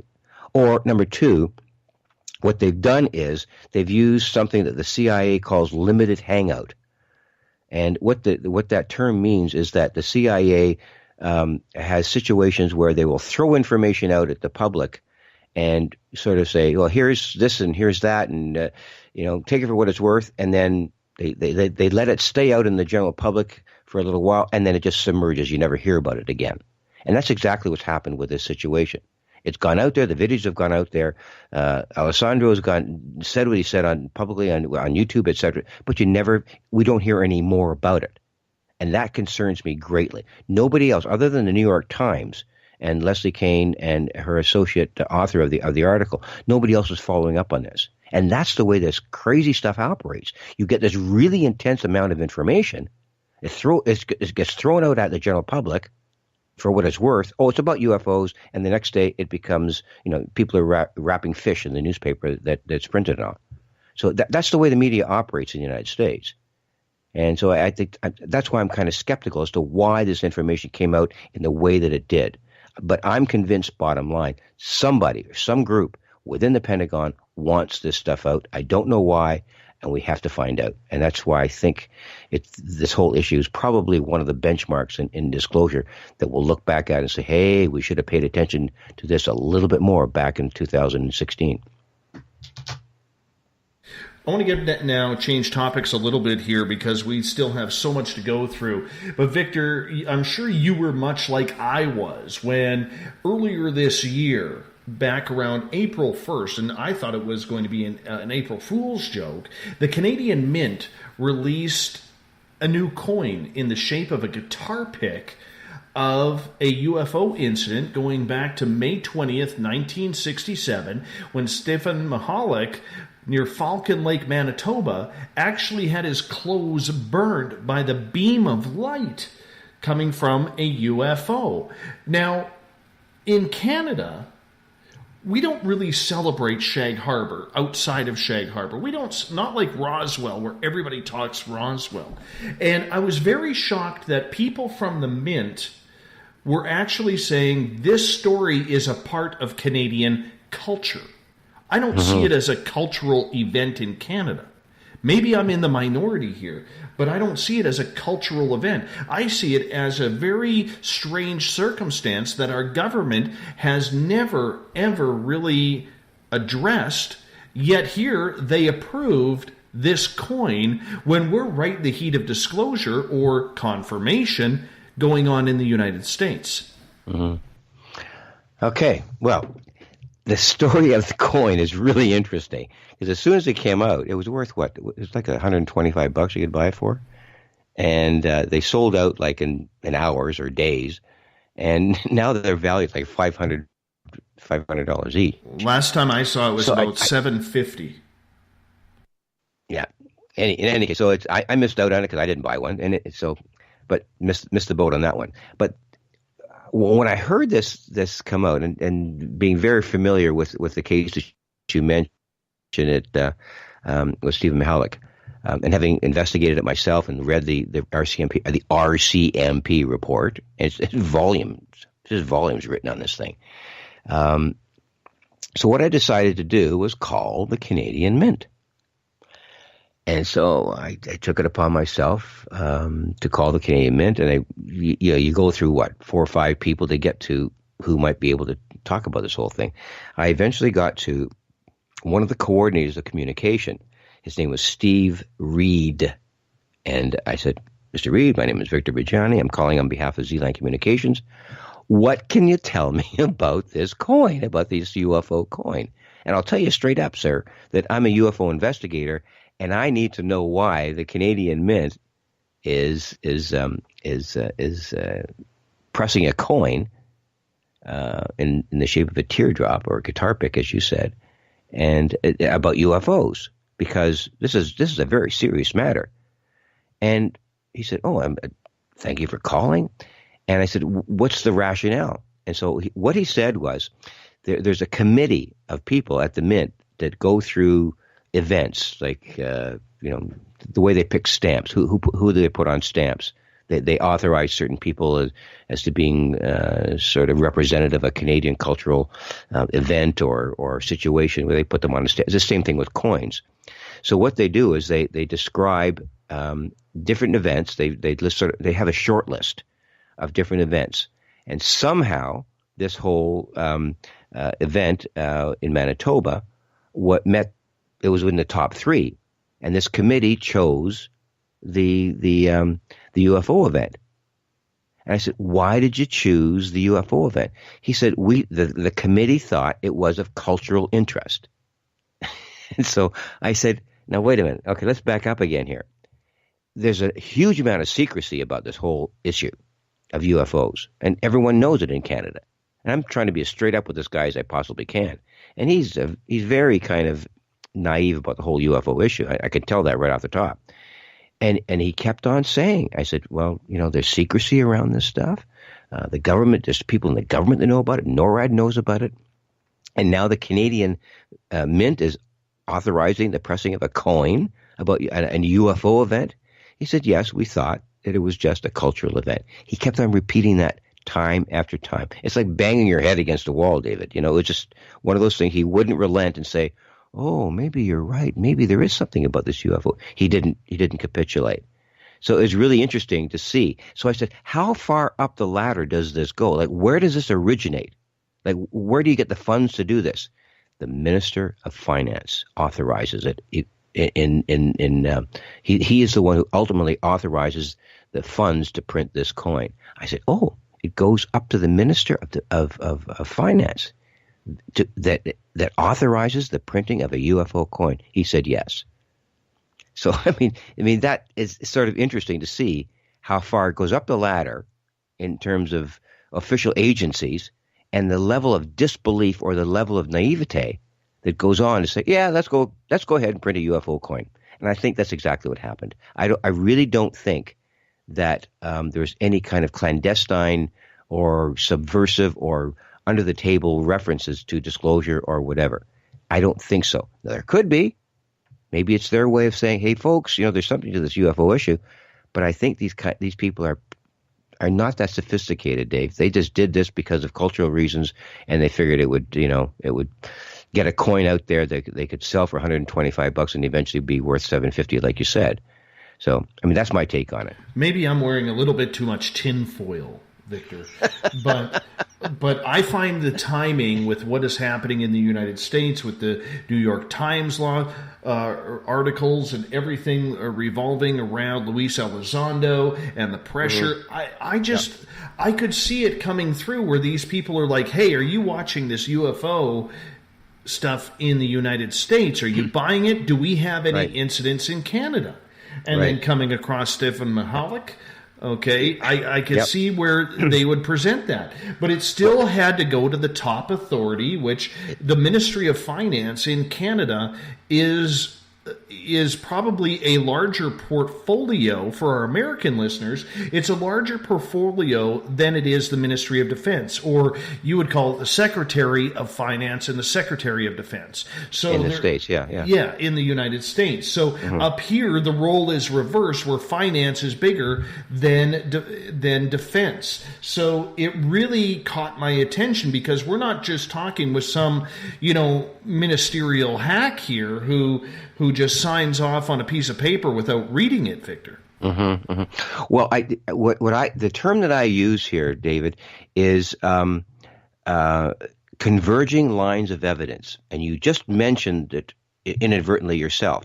When you take a look at all of the information that we have with respect to the UFO issue here in Canada, or even just generally internationally in the States, if you take a look at disparate pieces of information like the coin, okay, like the NORAD documents that I have, like the 9,500 UFO files that are residing in the Library and Archives Canada website, like the CIA documents. And if you take a look at all of those different, apparently disparate pieces of information, pieces of a puzzle like we referred to earlier in the program, and once you look at how those lines of evidence converged and point to the fact that the UFO issue is a central part of some of this information coming forward to the public. And if you assemble it properly, if you do it the right way, and I think that's what we're doing right now in the program, and that's what I think good UFO researchers do, is you assemble these converging lines of evidence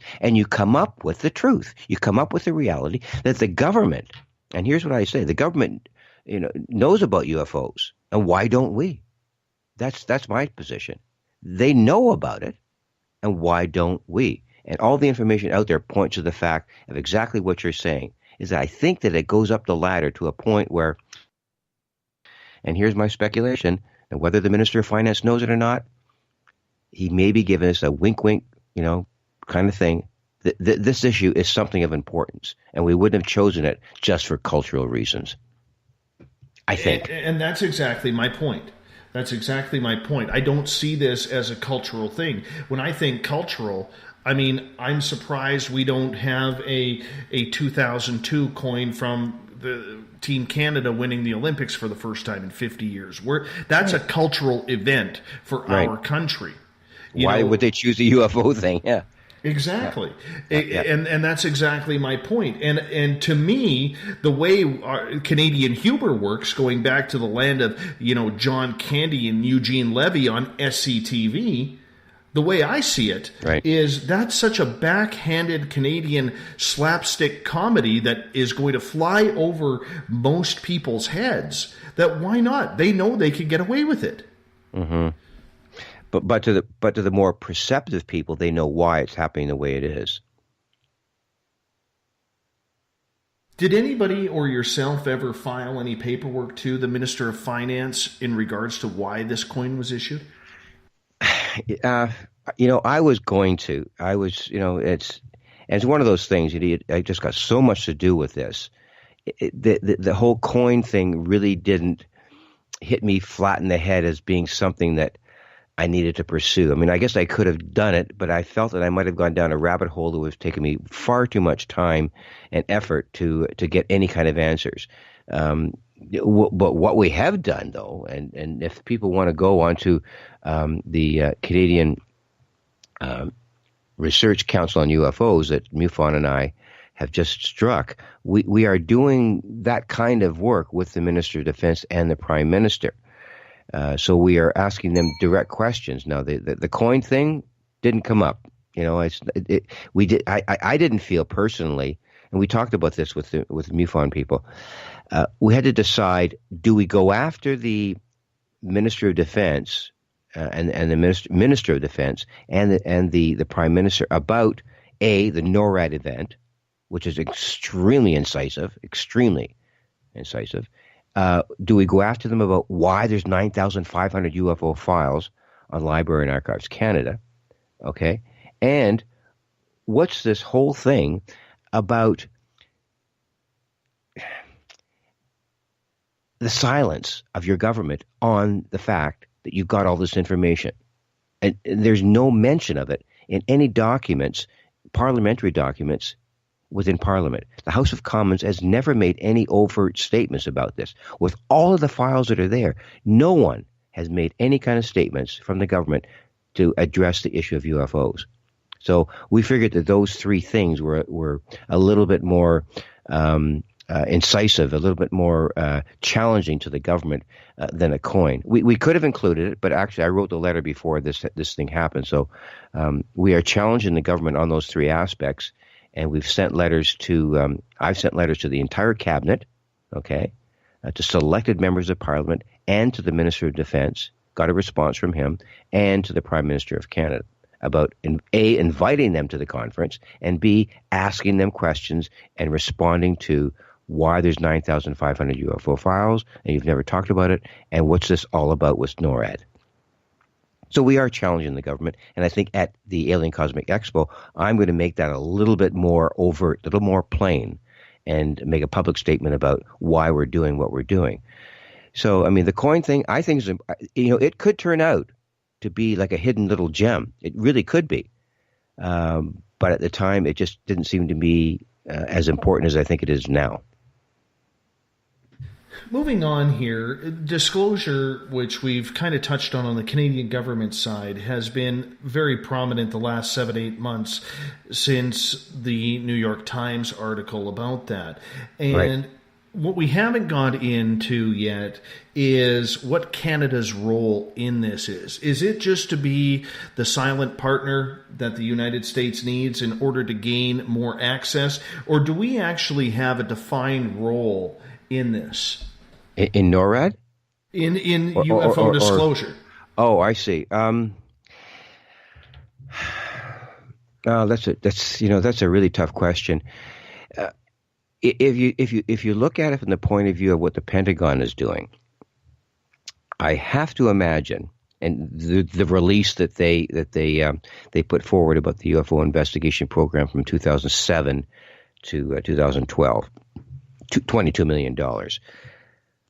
you have to kind of imagine or have to think that the Canadian government or some factions within the military or intelligence agency departments have to be discussing or at least thinking about what's going on here. Why is the Pentagon doing this?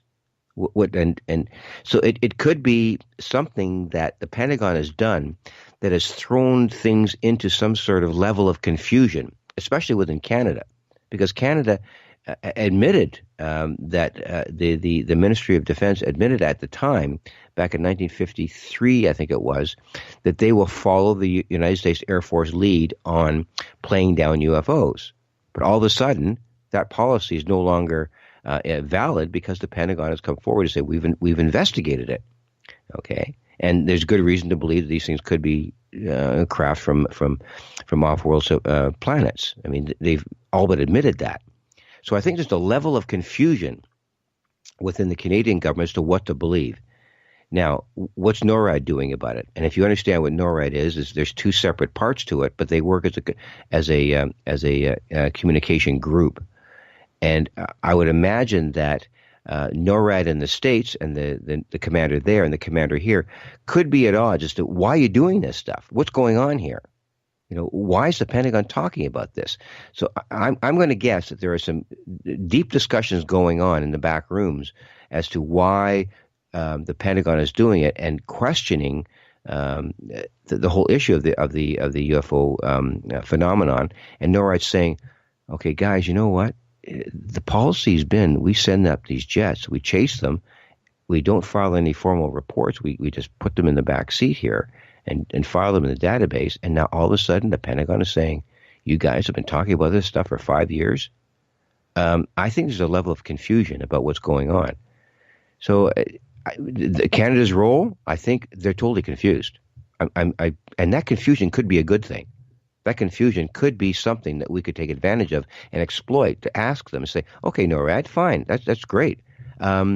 Your coterminous operation, NORAD, both of you have admitted that you send up jets to chase these things, and your Pentagon associates have admitted that they've sent up jets too. What's going on? And that's a perfect opportunity for the media to jump in. And that's why I'm going to be exhorting people like Anna Maria Tremonti to ask those kind of questions in public. So you see where the hand-in-glove situation comes in here, because we can take advantage of the confusion that may be happening within Canada and its role in disclosure, or I'd like the word acknowledgement better than disclosure, saying that, yeah, something's going on here. So I think we have to do a better job of exploiting that whole confusion that perhaps may be occurring within our Department of Defense and within NORAD. I'm speculating here. Do you think the Canadian government has any say in what is going on, or maybe could be the country to actually disclose? Well, that was my whole point earlier. It's exactly what I was saying to you earlier. I think that exactly what you just said, because the United States government is being so close to the vest in this whole issue, and Canada being the relatively open society that we like to think it is, there's a good possibility that confusion that's going on could be exploited by people like myself and you, and then in turn the media to say, listen, there's a big story here. The Pentagon released this stuff, and now NORAD has given us information that there's 1,800 tracks of interest being followed over a 5-year period on average. That's 1,800 per year over 5 years. That's a lot of unknown tracks, and you can't tell me they're all just flocks of birds or meteors and CF-18s chasing geese at 35,000 feet. So I mean, it's something that I think that we could take advantage and exploit, because the Canadian theater of media could be ripe for this kind of information. I really feel that in my gut and in my soul, David. I really do. And it's just, what it's contingent upon? It's people like you and I making a good case to the media, making a good, intelligent, rational case, not a conspiratorial perspective, not a, oh, please tell us what's going on in a sort of purgatorial, on bended knee request. No, we want information. We want you to acknowledge what we know. We know what you know, and you know that we know it. So tell us what you know.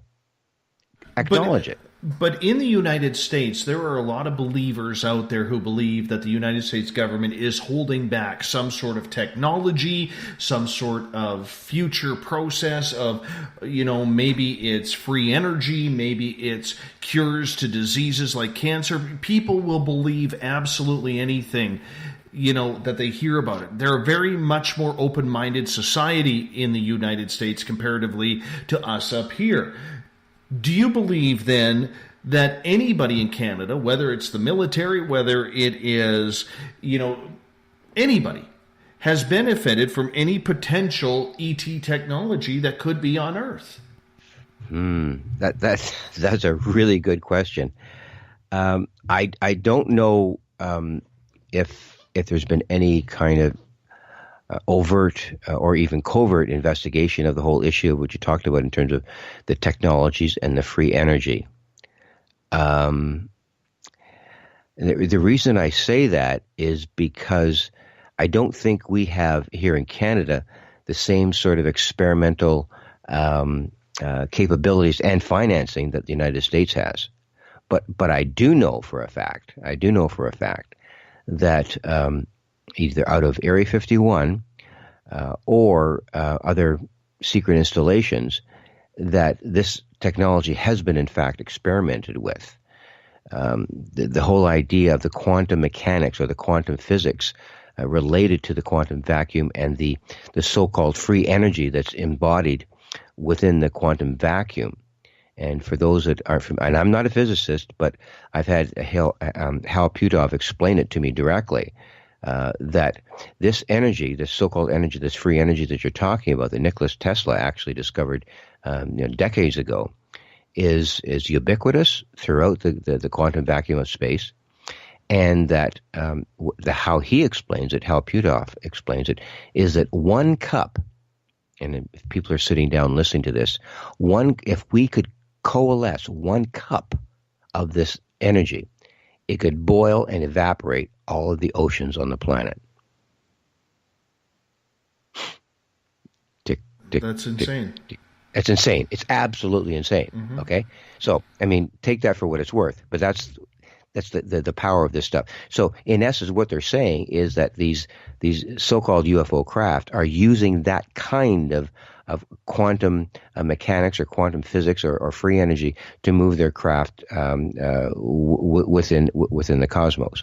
Now, whether that's from point A to point B, planet to planet or wherever to wherever, and moving it at or beyond light speed, we don't know. Warping space and all of that kind of technology, or the interdimensional travel. It's an open book. It's just a complete wild card. So if we can conceive that this free energy is what it is, all bets are off. Anything is possible. So when you talk about the reasons why the UFO ET issue is being hidden, I believe in essence it is because of the free energy issue.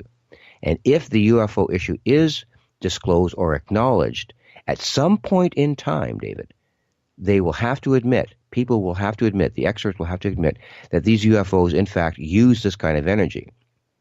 And what will that do to the oil industry? Overnight, cascade failure. If there is a possibility that this free energy issue could be accepted as viable, it will eliminate the use of fossil fuels and nuclear energy. Now, who would be against that? Line them up. Everybody from Exxon to Petro-Canada would be against that. The pipelines, it would become an anachronism if that in fact is something that's put forward. So there's every reason to believe that the issue of free energy is one of the reasons why the UFO issue is not coming forward, because the pressure tactics by international consortiums, oil consortiums, and I believe this firmly, they are involved in the cover-up too. So, this is not just a simple issue of believing if UFOs are real or not. There's much more to it than that. So in Canada, the technology is not even being pursued. But the information that I have from some people, and I visited Area 51, and I talked to people that were employed not at Area 51, but Los Alamos Laboratories. And they told me directly that this electrogravitic and antigravitic technology is being used currently on the wing edges of B-1 bombers. So what they're doing is they're getting the technology, this so-called electrogravitic stuff. They're lining it. They're lining the wing edges, the leading wing edges of the stealth craft. And there's the electrogravitic capacity of what they're lining these edges with sends out a message to the molecules ahead of the plane to get out of the way because I'm coming through, and it doesn't create a sonic boom, allowing the jet to move faster and faster. And that's just absolutely mind-blowing that this free energy electrogravitic capacity of this energy system can be used on our own current aircraft to enhance the propulsion systems that we have, to send out messages to molecules ahead of the jet to get out of the way because I'm coming through, and lessening the density of the air so these jets can go faster. And that's the essence of what goes on with the way these things move through space and time. And that again is something that most people would say, Victor, what have you been smoking? Kind of thing. You know, and it's this is not something that I'm saying because I think it's true. I've been told this, and I've seen the investigations that this is in fact what they're doing with the leading edge on an experimental basis with the B-1 bombers. It is such a sad sight, though, seeing where Canada stands on this when it wasn't too long ago, just 50 years ago, where, you know, with the Avro program, Canada was one of the leaders in aviation technology going forward, to where the United States was actually looking to say, hey, how are you getting to those speeds? How are you getting that level of advancement? And it was just absolutely wiped out. I think we traded it for a couple of hockey team franchises and a couple of wrecked submarines. Well, I'm sitting in my office right now, and I have a picture of the Avro Arrow sitting right in front of me. And as a kid, I saw the Avro Arrow fly over Downsview in Toronto several times. And the picture that I have here in front of me, it's a majestic machine, an absolutely majestic machine that had capabilities that nothing in the American Air Force had at the time. And the Orenda engines that it had two huge Orenda engines with thrust that could put anything to shame within the United States Air Force. And the dynamics with which the Eisenhower and Diefenbaker governments collaborated to end the Aero program was the death knell of our technology. And if this program had continued, we would be, at this point, a leader in aerospace technology, which we're not right now. So you go back to, Eisenhower and Diefenbaker, and what the rationale was and how that happened, I have no idea. But the only thing Canada has done instead of that program is some of the aerospace activity they've done with the Canada Arm and helping the shuttle become more effective, but Bombardier and all of that. But it's a pittance compared to what we could have been if Diefenbaker had stuck to his guns. It really is. And it almost seems like the entire tide had turned. That gave the U.S. pretty much the ultimate power on North American soil. And trust us, we're not picking on the U.S. when we say that. Canadians are extremely thankful to have the brothers and sisters of the South, to take care of us in case anything really, truly horrific happened on this side of the border. But nonetheless, to kill an industry like that, where it was so advanced and so ahead of its time, it really sucks. And how that ties into the field of ufology is you have to wonder, what else are we giving them? What else are we as a nation giving the United States? I realize we're a team, okay? We are a team. I get that, and I love that about our nations. Okay, but in the end, there always has to be a little bit of selfishness. Yeah, well, I think that what occurs here is that the United States, as it sits and as it exists and has existed for over 200 years, realizes there's a huge body of land north of the 49th parallel that they don't have access to. And they have to politically and even internationally in terms of law respect that land and do what they have to do to get along with the people that inhabit that, the 35, 36, 37 million people that are here. I mean, they can't come in and tromp all over our land. They respect the borders. But I think they know that when push comes to shove, if things really got desperate, it really got to a certain point where, they had to make a move, that the United States would come in and trump any card that we have. I believe that firmly. Now, it may not be done in a militaristic way, but it could be done in a political way. And I think that's what's happening right now with the Trump administration and the battle over tariffs that they're having with Mr. Trudeau. I mean, and it really is kind of instructive to see the United States president, attack our prime minister by saying, "Wasn't it you guys that came down here and burned down the White House?" I mean, it's just gorgeous. It's an absolute. It's a testimony to his ignorance. In any case, the point that I'm trying to make is that I think the United States respects us and understands. Hold on, that Trump line was brilliant. It was brilliant. I mean, he couldn't come out and call our prime minister, a pansy or an idiot or something along those lines, much like everyday Canadians do, or just a punchline joke. He can't say that. He had to come up with something clever, so he did. And I'm not a Trump fan. I'm not a big Trump fan, but I can tell you this: I thought it was absolutely brilliant. Yeah, well, it's going to be interesting to see what happens with the G7 conference coming up in Quebec. It'll be really interesting. My big worry is that somehow this individual called Trump, who they call the president, is going to somehow find out about this UFO issue and really screw things up. I'm desperately afraid. I'm desperately afraid of that. In any case, we're on a tangent here. Victor, we got about 90 seconds left with you, my friend. I would love you to, if you could break down the Alien Cosmic Expo, June 22nd to 24th in Toronto, your role in that, and where people can find your website. Okay. Essentially, the Alien Cosmic Expo happening up here in Toronto, June 22nd, 23rd, 24th at the Marriott Hotel in the Airport Strip.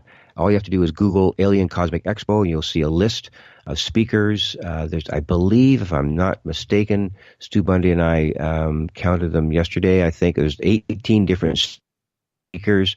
The Friday, the 22nd, is devoted entirely to the abduction phenomenon, where the people who have had experiences would be meeting in a separate area of the hotel and talking about their experiences. And then the Saturday and Sunday will be the other speakers on a variety of topics, and it goes from 9 o'clock in the morning till about 5 in the afternoon each day. I will be emceeing the event. I'll be presenting. I think it's on Sunday afternoon. Richard Dolan will be there. Your guest, I think, is it tomorrow? Are you having Richard on? Yeah, tomorrow Richard will be on the show. Yeah. Richard will be there. And so we're really looking forward to it, and it'll be a move that we think will invite the media. We have one media organization coming at the Chin radio station here in Toronto, our multicultural station. So they'll be attending the conference, and we hope to have more media there. And you can find out more about Zealand Communications just by Googling Zealand Communications, Z-L-A-N-D Communications, and you'll come up with our website, our news blog, and you'll be able to get in touch with all the current issues, editorials, press releases that Zealand Communications deals with.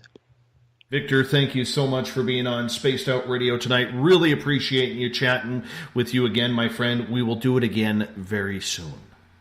For sure. It's been an absolute pleasure, and good luck to you, David, in your Thank you. launching of your computer system and all the things you're doing to help this cause along. Appreciate Take care, brother.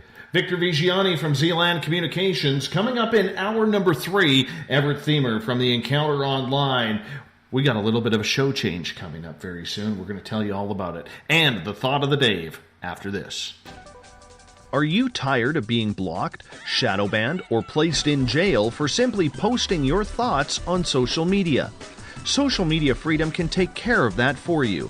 Social Media Freedom is the newest and one of the best free new apps that allows you the freedom to post what you want when you want. It takes seconds to download from your app store. Come join the tribe at Social Media Freedom. It's time to set yourself free. The first annual Caribou Paracon is happening September 28th to 30th in the 108 Mile Ranch, British Columbia. Brought to you by the Canadian Society of Questers and Spaced Out Radio. Come listen to our featured speaker, Grant Cameron, along with Elizabeth Anglin, Paisley Town, Mike Moran, Eric Cooper, and more. It's a 3-day supernatural adventure at the Spruce Hills Resort and Spa.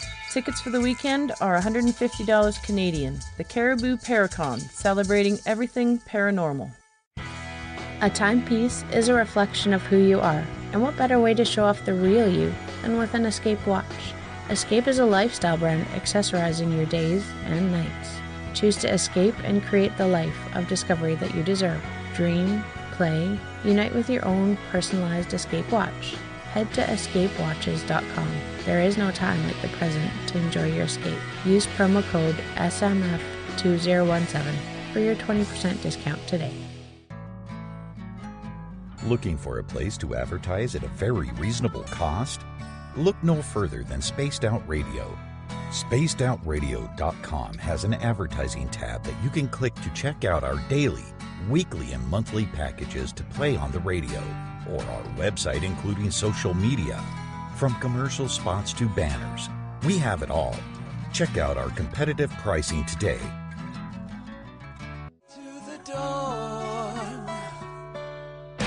We are lighting the void on Saturday nights on Spaced Out Radio. Hey, this is Joe Roop, and I'm hanging out in SOR headquarters every Saturday night, bringing you the latest news when it comes to the weird and strange. Bigfoot, occult, UFOs, ghosts, and everything in between, I got you covered. You can tune in to SpacedOutRadio.com starting at 9 p.m. Pacific, midnight Eastern Time. Come travel into the void with us on Spaced Out Saturdays.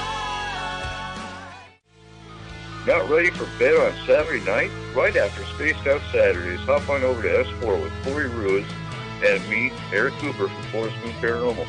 With S4, there are no limits to what we try and uncover. From government conspiracies to helping clean up the paranormal, no topic is safe on S4. We get to the heart of the matter, of the subjects you want to learn more about. So tune in on S4 starting at midnight Pacific, 3 a.m. Eastern, only on SpacedOutRadio.com. Are you intrigued by Paranormal Talk Radio? You'll love the new Paranormal Radio app from TalkStream Live. You'll find a great selection of talk shows covering UFOs, ghosts, strange phenomena, and much more. Download the Paranormal Radio app now and start listening to the very best in paranormal talk entertainment, including the network you're listening to right now. The Paranormal Radio app, free in Google Play and the iOS App Store. The Call of the Wild is in Vancouver. The Moose Vancouver is one of the hottest bars and restaurants in the city. Open until 2 a.m. nightly, the Moose will rock you like a hurricane all night long. Great food with everything on the menu at $6.95 near the corner of Nelson and Granville. Get your horns up and come rock with us. The Moose Vancouver, the official rocking bar of Spaced Out Radio. Visit purpleplates.com today. For over 40 years, the Purple Energy Plates have been delivering amazing results for their many customers. Inspired by the great genius Nikola Tesla, the harmony, healing, and energetic effects of the plates have proven over and over to be beneficial and often miraculous to thousands of customers. Check their site for daily specials and choose from their many energy products. You won't be sorry. Visit them today at purpleplates.com. This is Eric Markham, news editor for the Spaced Out Radio's The Encounter Online. We have put together a great team of writers and journalists from all over the world to bring you top-quality paranormal stories, from alien encounters to the latest conspiracies. You won't find any of that fake news here. True stories and top-notch reporting as we look to bring these experiences to the mainstream. The Encounter Online, only at SpacedOutRadio.com. Do you want to know the truth? Do UFOs exist? Are aliens real? Are the governments hiding the biggest secret in history? We're UFO seekers, and we're on a hunt for the truth. Subscribe to our YouTube channel and follow along with us as we journey across the United States, visiting UFO hotspots and alien hotspots, trying to document the UFO phenomenon. Catch us on Spaced Out Radio every third Monday of the month as we discuss Area 51, UFOs, and more. And also, don't forget to subscribe to us on YouTube. You hear footsteps in the empty room above you. A rocking chair begins rocking by itself. Don't be afraid of the things that go bump in the night. Reach for Spirit Storybox, the iPhone app the Huffington Post UK called the only ghost hunting app you will ever need. Spirit Storybox. The spirits are telling their stories. From the mile-high state of Colorado, sharing our signal around the world, I invite you to Spaced Out Sundays. Hi, I'm Tessa Nicole Thomas, and I'm closing out the week by taking you on a paranormal journey to the world of the weird. Ghosts, aliens, psychic phenomena, I will hit it all in your questions too. So let us highlight the paranormal for you. So come join me for Spaced Out Sundays starting at 9 p.m. Pacific, 12 a.m. Eastern, only at spacedoutradio.com. The views and opinions expressed by tonight's guest and topic of discussion do not necessarily represent the official policy or position of Spaced Out Radio, Spaced Out Weekend, Spaced Out Radio Limited, its hosts, syndicated carriers, or anyone associated with this broadcast. You're listening to Spaced Out Radio with Dave Scott. Follow Dave on Twitter at Spaced Out Radio and hashtag Spaced Out Radio, and on Facebook Spaced Out Radio Show. Now, back to the program. Welcome back to the third and final hour of Spaced Out Radio tonight. I am your host, Dave Scott. Great to have you with us. Tomorrow night on the program, we have Richard Dolan coming in. We're going to talk disclosure all night long tomorrow night with Richard, starting at 9 p.m. Pacific, midnight Eastern Time at spacedoutradio.com. We want to welcome in everyone listening in on the SOR Radio Network, including the Fringe.fm.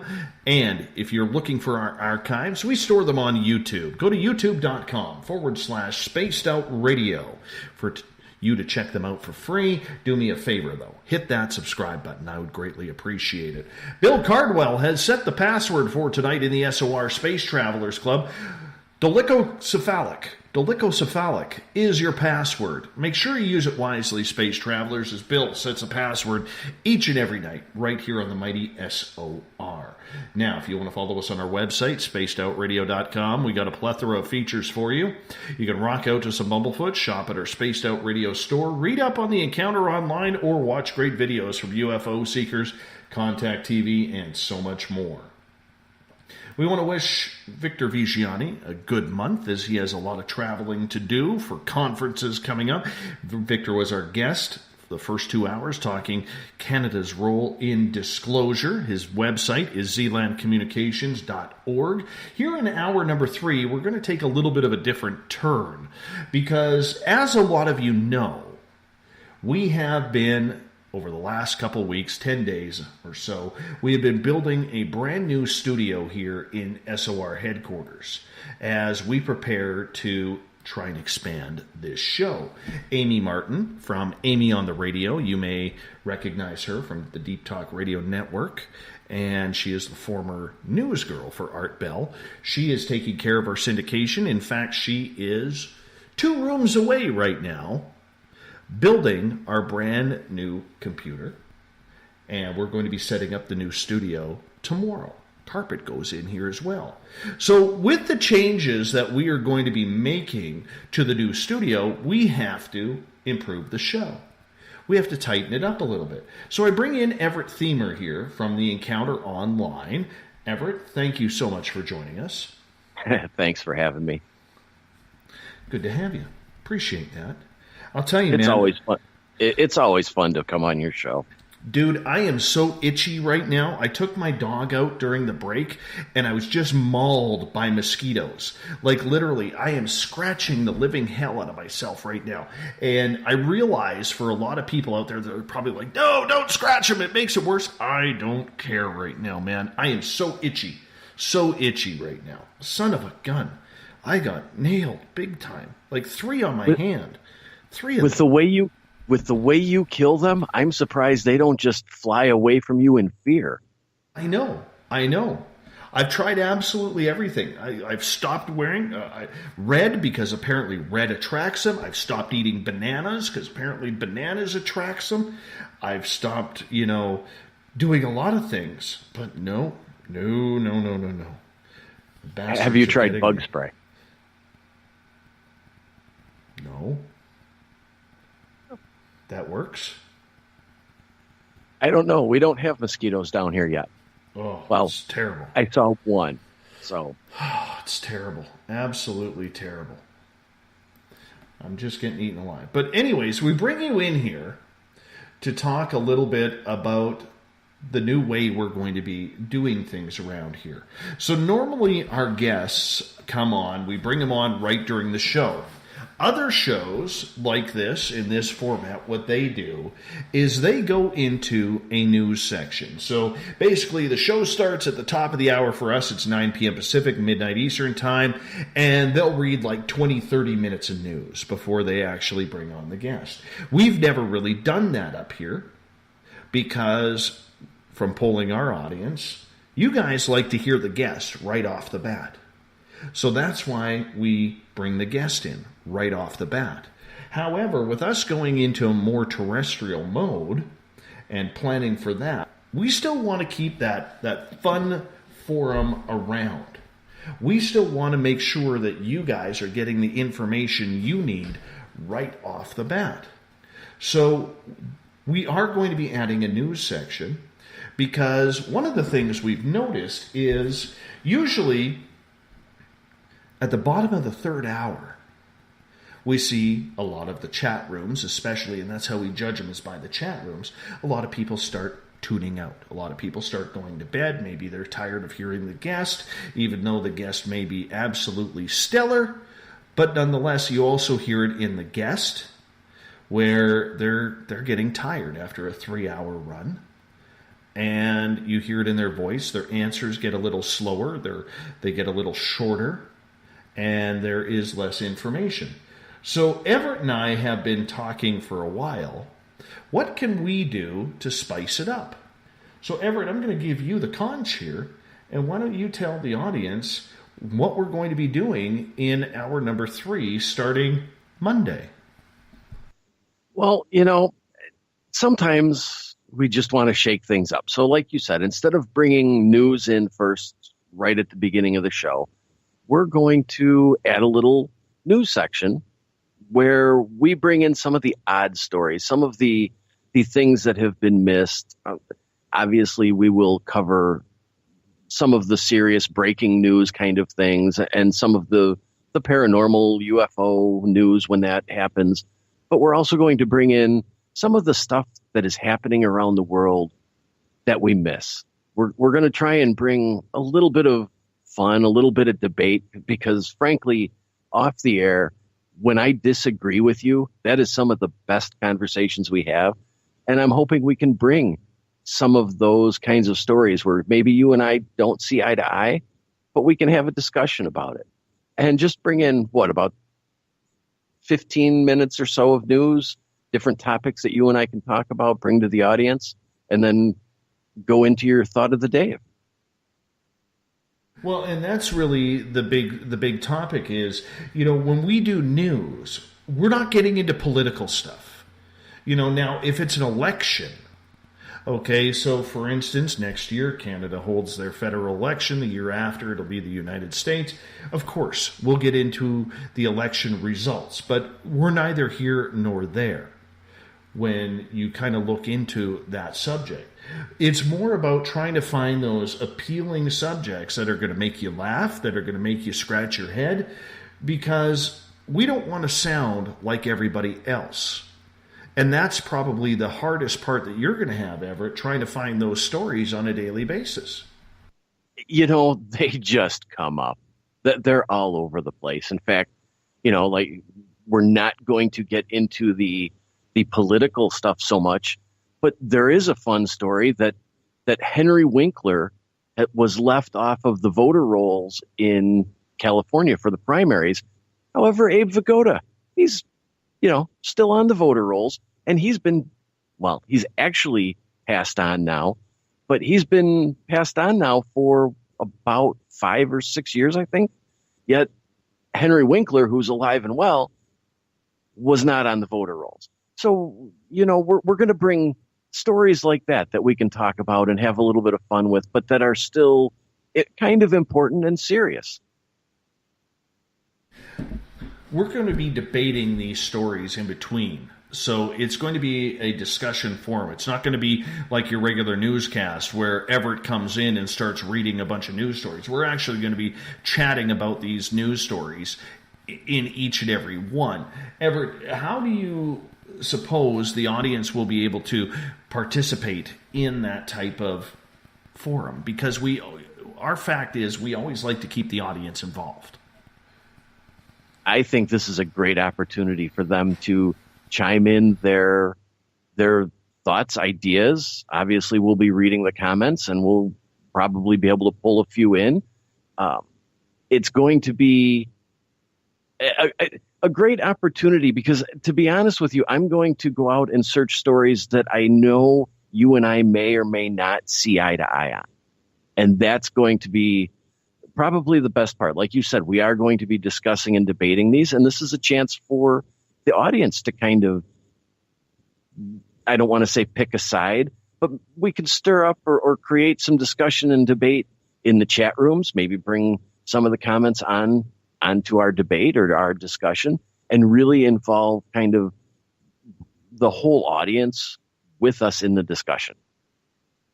And with that, I just want to also stress that, our last hacking situation that we had on our website a couple of weeks ago, we have been trying to debate how, with Tim Doyle, who runs our website, trying to debate how to curb that. That's also going to be changed as well, but we're also going to be changing the look of the format on the encounter.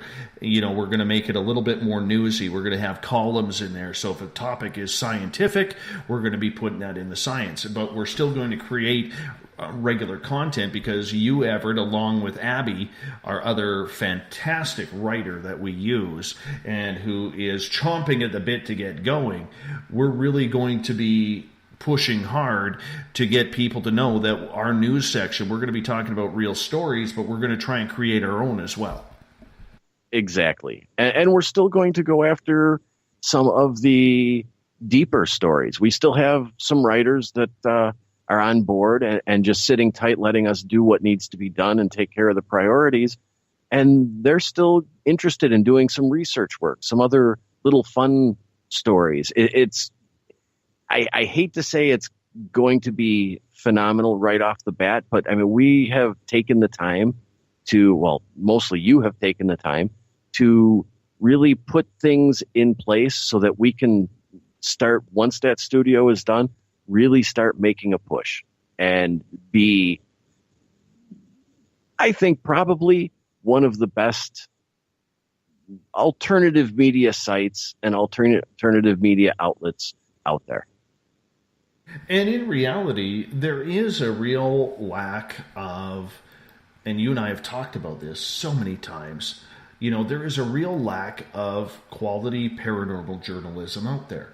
There's a lot of rhetoric. There is a lot of backstabbing, a lot of whitewashing of stories, a lot of people who are absolutely not really understanding what journalism is about. How do we go about being different?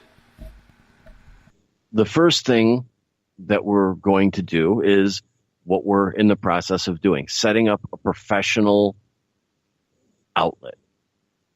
And with that, and with the experience that Abby has and that I have and that you have, we are able to draw a different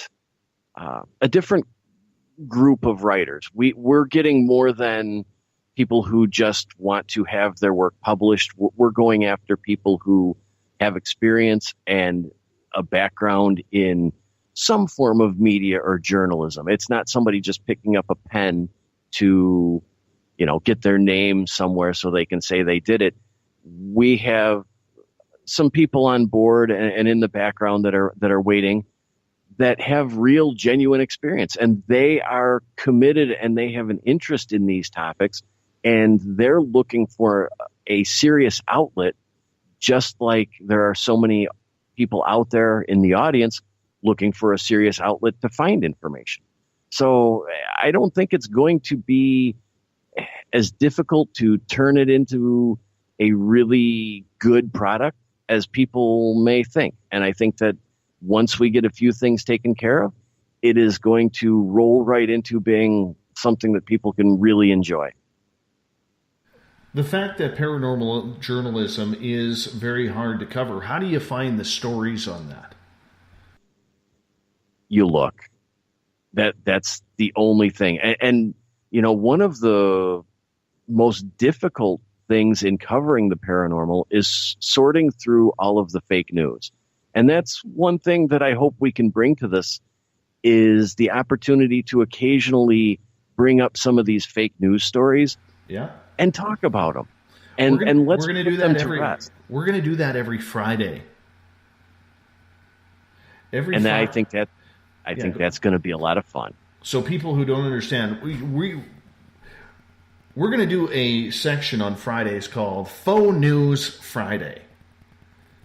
You know, because the word fake is just so overused. But we're going to do a section called Faux News Friday, where Everett and Abby are going to find the stupidest, dumbest, weirdest, most obtuse fake news stories that we can find, and we're going to bring them to your level.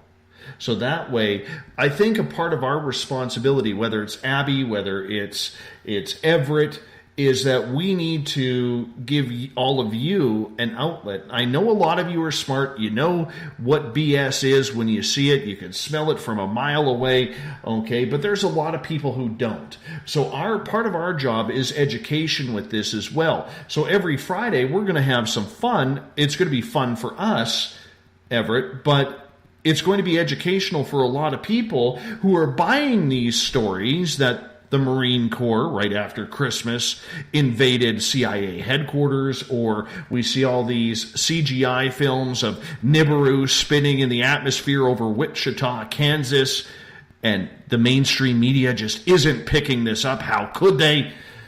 We're going to bring those out.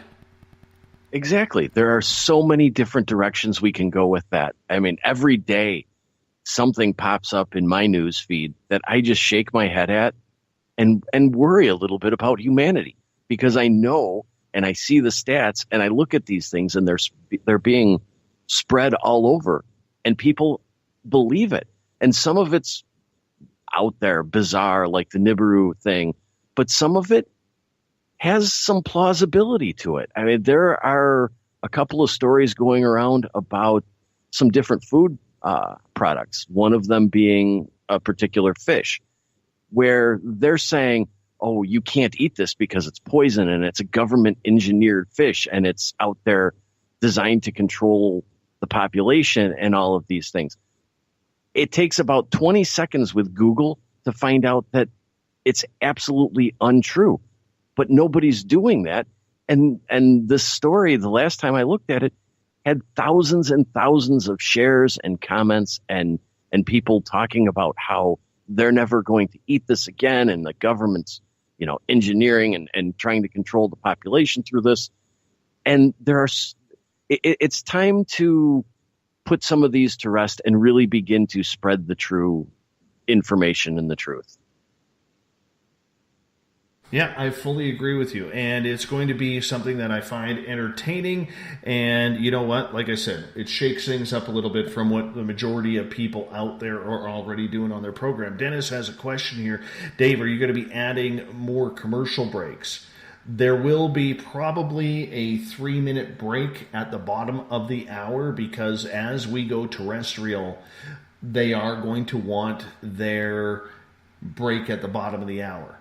But what we are talking about here is, we're still going to keep the break at the top of the hour. The times may just be adjusted because we have to get a clock wheel going, so that way we stay on the top. So instead of starting at 9 o'clock Pacific, we might start at 9:06.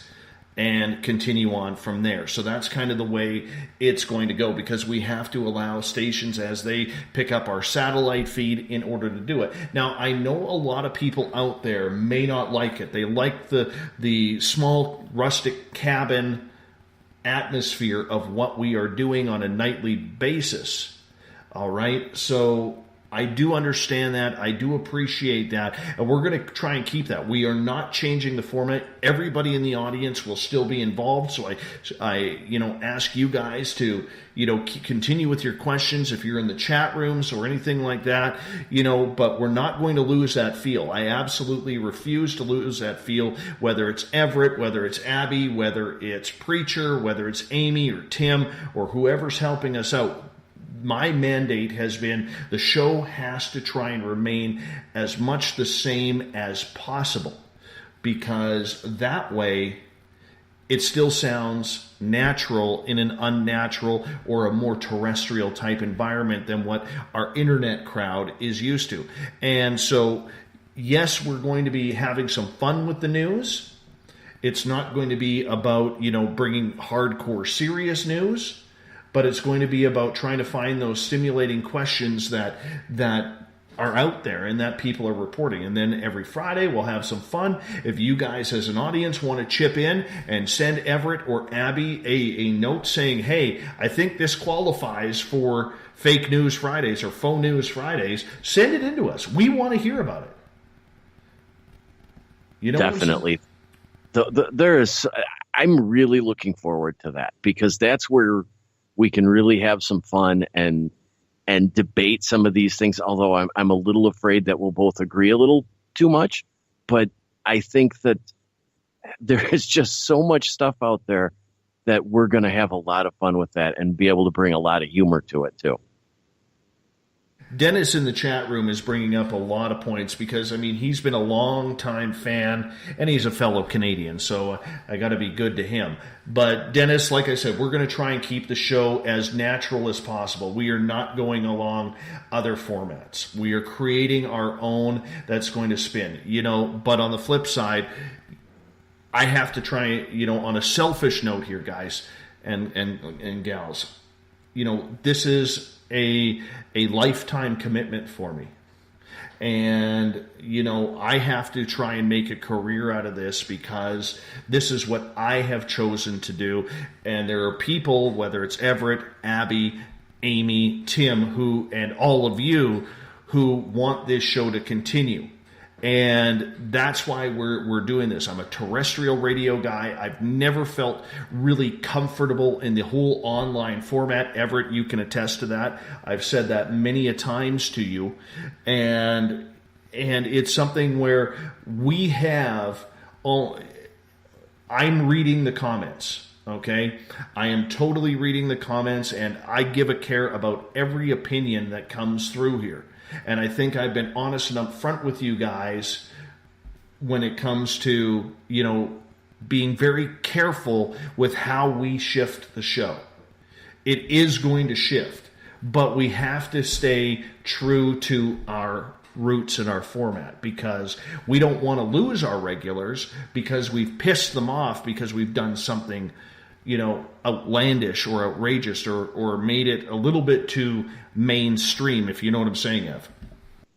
Oh, definitely. But we also have to put you in a position to grow a little bit, and that does involve making some changes and some compromises. The thing is that, when you do 3 hours, you have, about a total of 12, 15 minutes of commercials? The average radio show on terrestrial might have a 42-minute clock or a 47-minute clock, meaning they're running, almost, 15 to 18 minutes of commercials in an hour. So we're not going to be anywhere necessarily near that, but it's a lot of content. And just because we add a break or two here or there, it's still going to be a lot of fun. It'll be a chance for everybody to go grab some coffee and not miss anything, or be able to take care of a couple things instead of walking away and missing something. it's going to be a change, but it's going to be a good change. It's going to provide a lot of opportunity for growth for the show to make it better for the audience. So I think everybody's going to like what's happening. It's a little bit of an adjustment, but they're going to really like it. Well, I just want everybody to know that we are cognizant of, making sure we're not stepping on our audience's toes. That's the big thing. I just don't want to make sure that, we're not stepping on our audience's toes, because they're here for a reason. They joined us because we were giving something that other shows were not giving. So, no, Mr. Skeptic, I am not changing the name of the show, to hashtag MITD. No, not going there. That is awesome, by the way. He always catches me off guard. Always catches me off guard on Twitter at hashtag Spaced Out Radio. But we're gonna. Oh, that's absolutely hilarious. I was thinking the Kingdom of Canada or something like that. That's what we'll change the name of the show to. I don't know. But nonetheless, that sounds familiar. I've heard something like that somewhere. Yes. Yeah, you never know. You never know. But there are changes coming. Hey, one person that I want you to introduce to our audience here, who's going to be working closely with you, is one of our really good writers, Abby, because she does a lot of work behind the scenes, and I know she's been chomping at the bit to get the website up and going and running, and but I love that passion. I love that desire. She means a great deal to what we are doing moving forward. What's somebody like Abby going to be doing during the show or during the website? Abby is a phenomenal writer. She's got a lot of talent, a lot of drive. She's incredibly eager to get things moving, and she just brings. She's done a lot of other writing, and not just in the paranormal. She's done quite a bit of blogging and things like that, and she has a great passion to make this work. She wants you to succeed probably as much as everybody else, if not more. And she brings a lot of talent, a lot of skill. And, it's her drive. It's her messaging me or letting me know that, she's wondering about this and she wants this, taken care of. And when are we going to get up and running? She actually pushes me to get more done because of her drive and her passion and her desire to see you succeed. And she's going to bring an incredible amount of talent and probably an awful lot of writing. She is a prolific writer and really good at it. And I think the one thing she really brings is this whole sort of encompassing passion. She just wants to have fun and make this work. Yeah, and you know what? To have two capable writers of Abby and yourself, I got to tell you, that means a lot to our audience. And now Mr. Skeptic has posted in the Spreaker chat room, Dave rejected my perfectly reasonable suggestion to change the name of the show to MITD. I'm crushed. That is hilarious. I'm not even going there. But thank you for the awesome laugh, Mr. Skeptic. Goddess Michelle on Twitter says, hey, Dave, you have to pay the bills. Do what you have to do to get where you need to be. This show will still be great. The message is Goddess approved. Thank you, Goddess Michelle.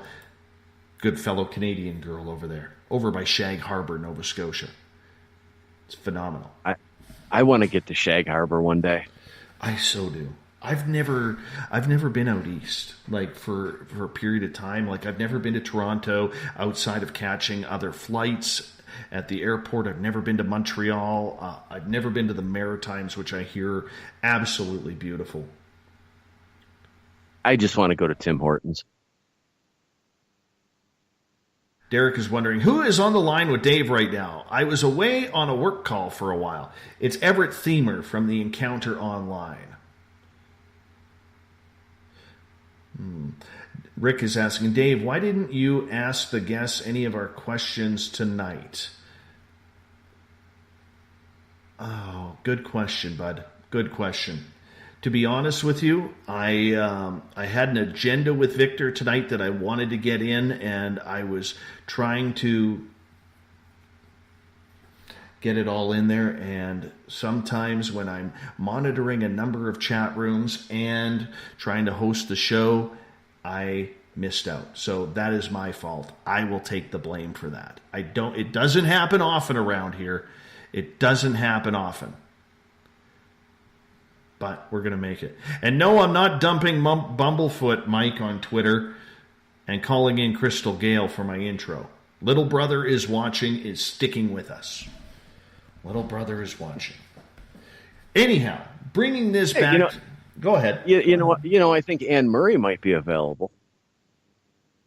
No, we're not going with any Anne Murray, Rita McNeil, BTO, anybody like that. Rush, Nickelback, Bryan Adams, Justin Bieber.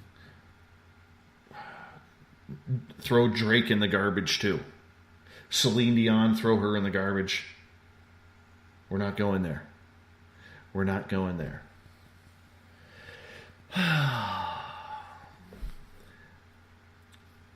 What do you do? What do you do? No, we're not going with ABBA either. We're not going with ABBA. We're just sticking with it. We're just sticking with Mr. Ron Bumblefoot THAL and his perfect song for us, Little Brother is Watching. It is a perfect song, and there is no reason to change any of it. And Mr. Bumblefoot likes it as well that we use that song. So that's always good. If it gets me backstage passes, I'll do it. Let's see. Spaced out in the Great White Northern Desert of the owner. Oh, wow. That's a good one. Spaced out in the Great White Northern Desert of the owner of the nightclub.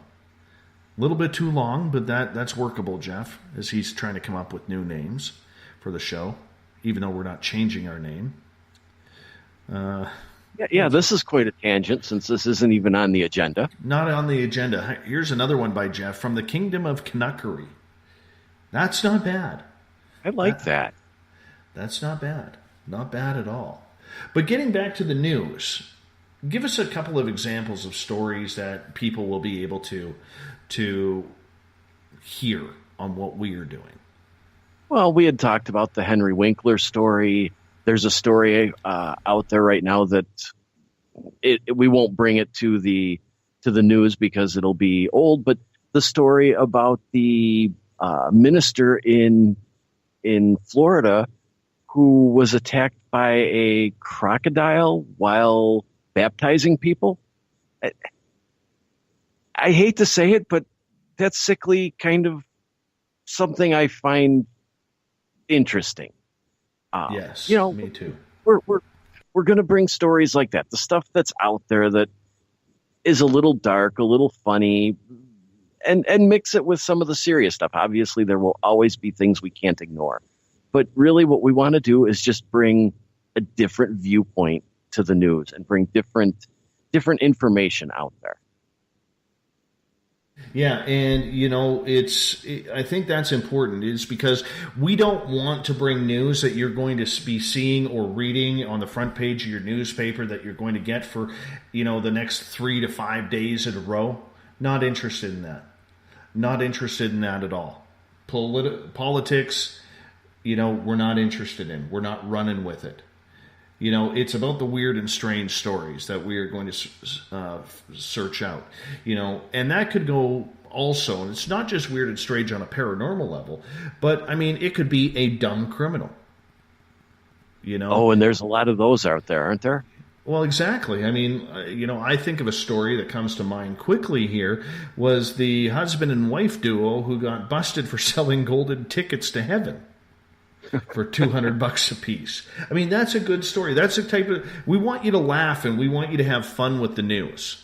And so we're going to be doing that, staying away from serious agendas. Now, on the flip side, Everett, because there always has to be a caveat, if another situation like, say, 9/11 happens, or a tsunami in Asia that kills 200,000 people, we have to report on that. Oh, definitely. And in fact, I mean, at the end of the night, we'll be able to do breaking news too. I mean, there's a lot of things that happen, on the other side of the world that are impactful. And there are even things that happen overnight that are impactful. And when they come up, we will be able to bring them to the listeners. And we've done that before. We've done that with Art Bell. We were the first live radio show to basically cover the JFK documents. Everybody else had given up, and we were still there watching and waiting, and they released them a couple hours before the show, or a few hours before the show, and everybody else had kind of written it off for the night. We caught that, and we're going to continue to do things like that.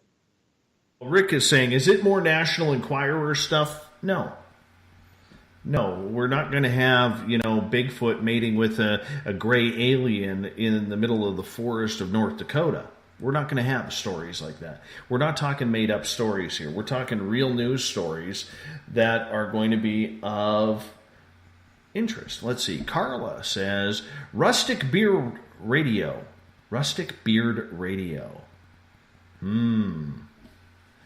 Let's see. Catherine says, Dave, one thing I would love for you to inherit from Mr. Bell is the specific calls for specific people. Well, we don't want to be copycat. Here's the problem with open lines that we have. All right? I don't mind doing open lines. I don't mind doing open lines at all. You guys have to call. And for a lot of our regulars, you're so used to just typing in your questions that even when I do open up the lines, which is rare, nobody calls. Or very rarely people call. So I want you guys to know that if the phone lines are open, call in. Call in. Does that include me? Because sometimes you hang up on me. Well, I mean, you're different. You're one of them Illinois listeners. Nothing wrong with Illinois. Mm-hmm. Well, there's a lot wrong with it, but you're right, I live here. Mm-hmm. Mm-hmm. Well, you know what? If, once we get everything smoothed out, and I also want to preface to people, give us some time to smooth it out before you make a decision. All right, that's really important, guys, is to give us some time to smooth everything out, because it is going to be a little rough. We're revamping the website. We're going to be changing our logo. We're going to be creating a secondary logo of Carl.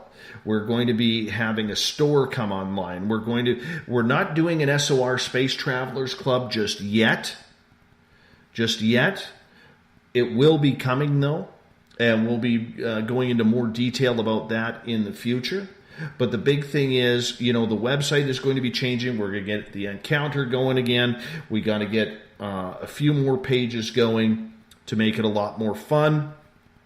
And that's the importance right now. So once we get the logo redone, and I've got some options I got to go through, all right, but once we get the logo redone and we get our new Carl logo redone, it's going to do anything. And by all means, if you guys have any ideas that you want to bring forward and say, like I like this one from Trip, need meteor shower updates. That's something I think is great on our website.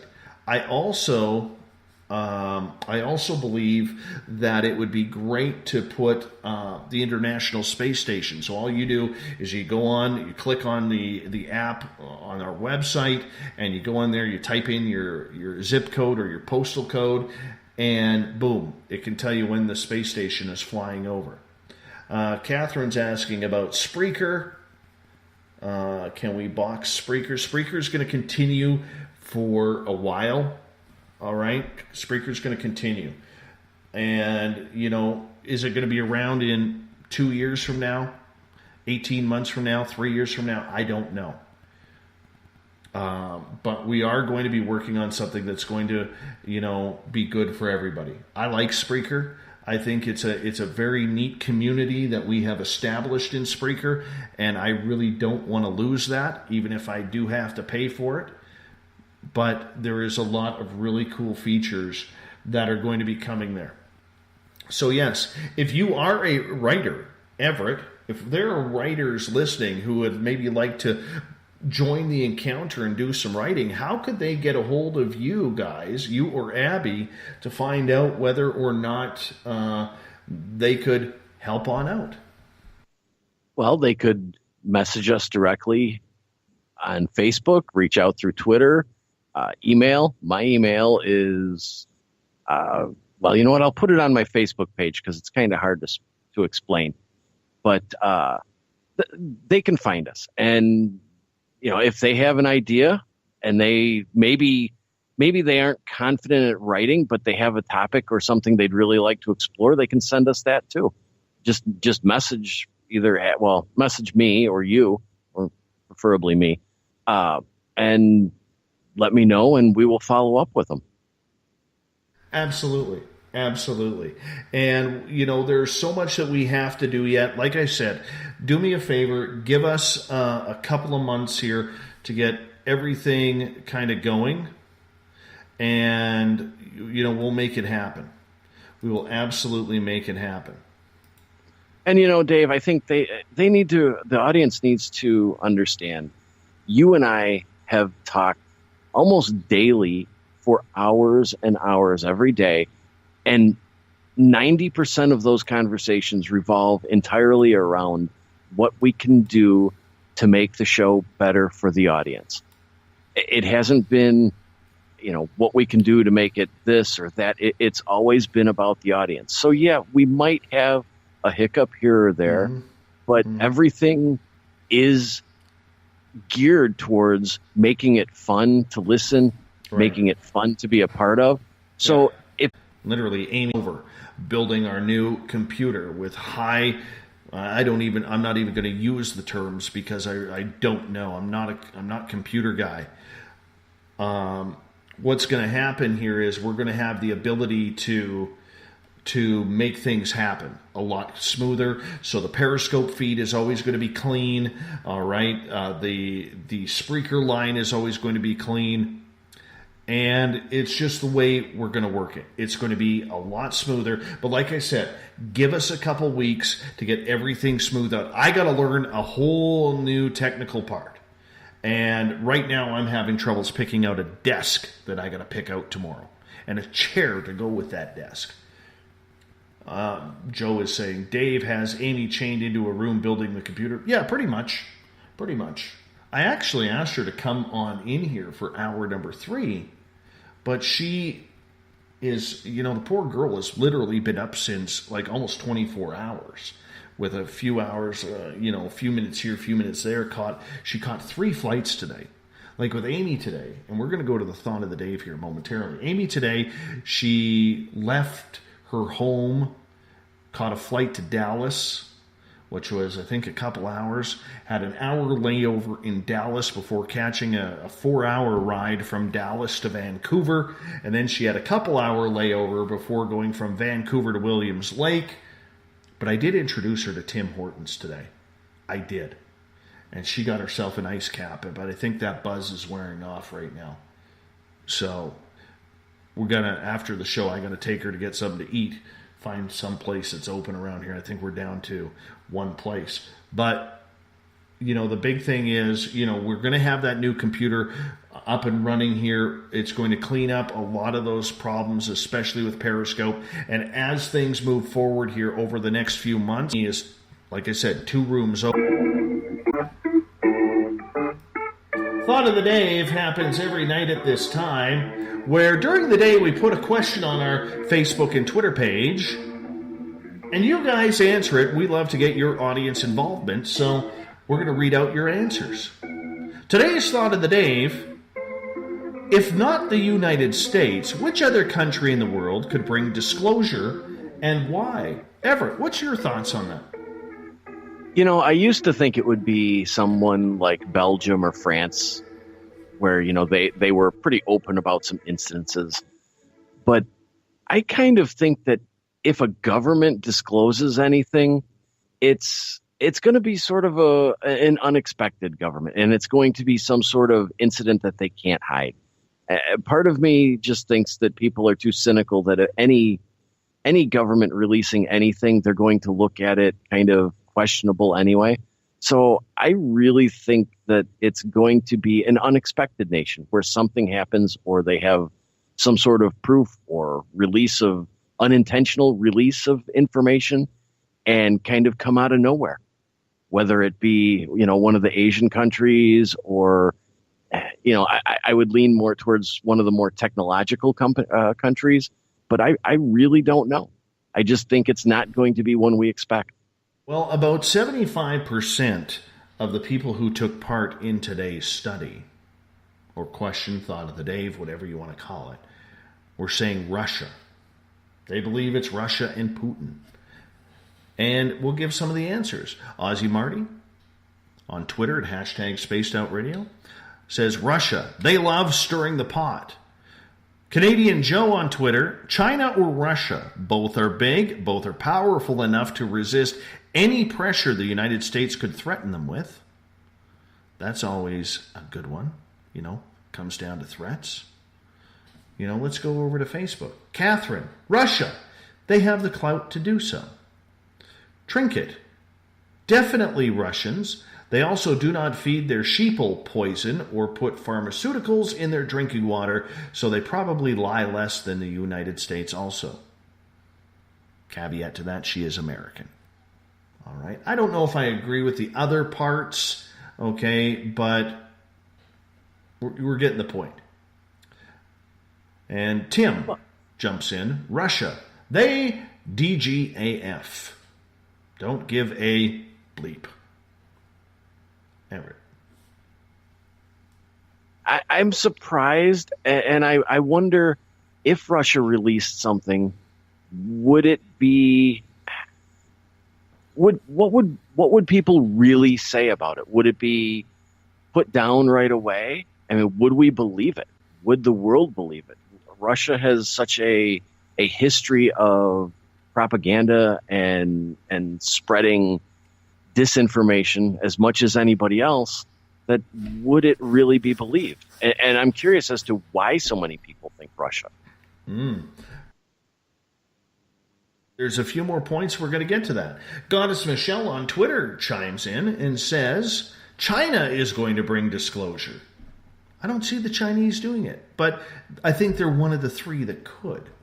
Stephen says, where I live, England. Have you seen Boris Johnson?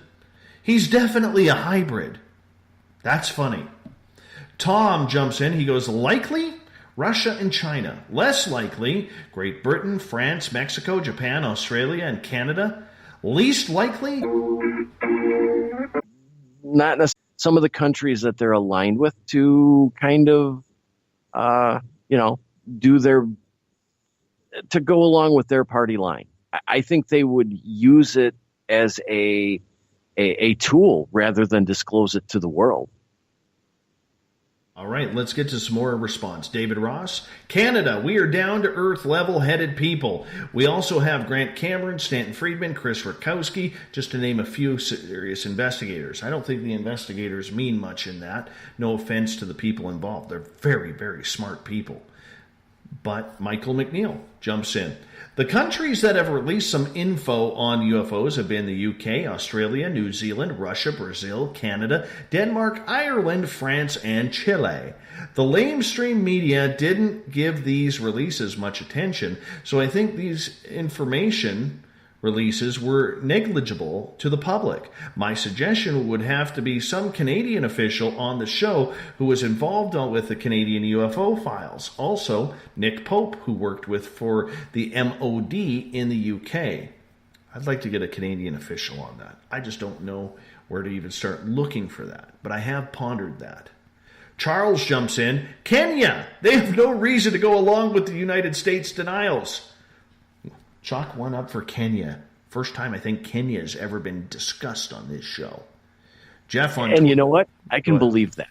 Well, Jeff on Twitter is holding out for Sri Lanka. Another one I could buy.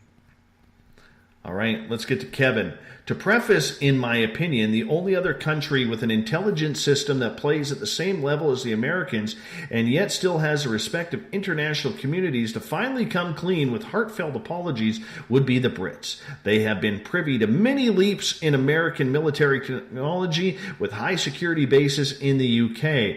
They spawned the OSS, the CIA's predecessor, as they shared intelligence gathering secrets with the Americans to help the war effort. They also have the technology, military hardware, supported, hold on, I'm going a little too fast, supported one another in joint military ventures, used each other's top secret intelligence for political and tactical operations. What do you think, Kev? A little too close? No, I think being so intertwined with the U.S. and other major countries, if these governments have something to disclose, don't you think that maybe they would have necessarily their allies, but too many fact intertwined? And if one of these major players had something, they would have released it, or they're intentionally keeping it quiet and they're going to continue to do so. Well, let's finish off strong here, shall we? Countries that have brought these countries in Cuba and they disclosed it, would we take it seriously, or would we just kind of say, well, it's not Russia, it's not China, it's not England, it's not the U.S., so we can't believe it? What about Rocket Man in North Korea? You know, I don't think right now anything coming out of North Korea can be looked at completely truthful. That is totally true. We're going to round it up here. Michael Freehawk, who was just on the show, states, the U.S. is the only country with this issue. The star nations are common knowledge in many parts of the world, especially Mexico. Susan gets the last word. She says, Canada. It has enough sittings and are strong enough to back it up. I don't know what that means. Help me out, Susan. Mama Susan, help me out. Everett Themer, I look forward to hanging out with you starting on Monday night. I'm looking forward to it too. It's going to be a lot of fun. We also want to say a big thank you to Victor Viggianni for coming on the air the first 2 hours of the show, talking disclosure and what is Canada's role in it. I know we talked a lot about Canada tonight, our American listeners. I do apologize for that. It's a Canadian thing to do, but every now and again we like to throw it in there. Tomorrow night on the program, Richard Dolan will join us. Just married a Canadian girl from Vancouver, so he's almost one of us now. We're going to be talking disclosure with Richard Dolan starting at 9 p.m. Pacific, midnight Eastern Time at spacedoutradio.com. I hope for all of you to attend. Hopefully we'll have the new computer running tomorrow night, if not for sure on Monday. We got Little Brother is watching playing in the background from our resident guitar god, Mr. Ron Bumblefoot THAL. Bumblefoot rocks us in and out of every single show. Get your horns up for the guitar god himself.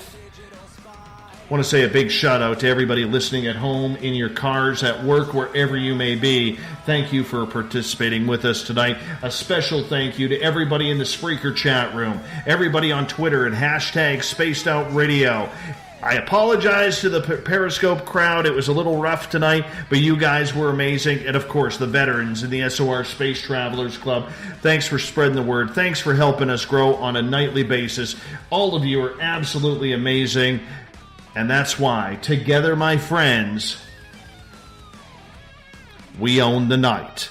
I will talk to you in 21 hours from now. Mr. Bumblefoot, we need a favor. We need you to take us home. Enjoy your Friday, everyone. We'll talk to you tomorrow. Have a good one. Good night. 1,000 eyes are waiting for you to break. Stay in line, don't make a mistake. We're watching.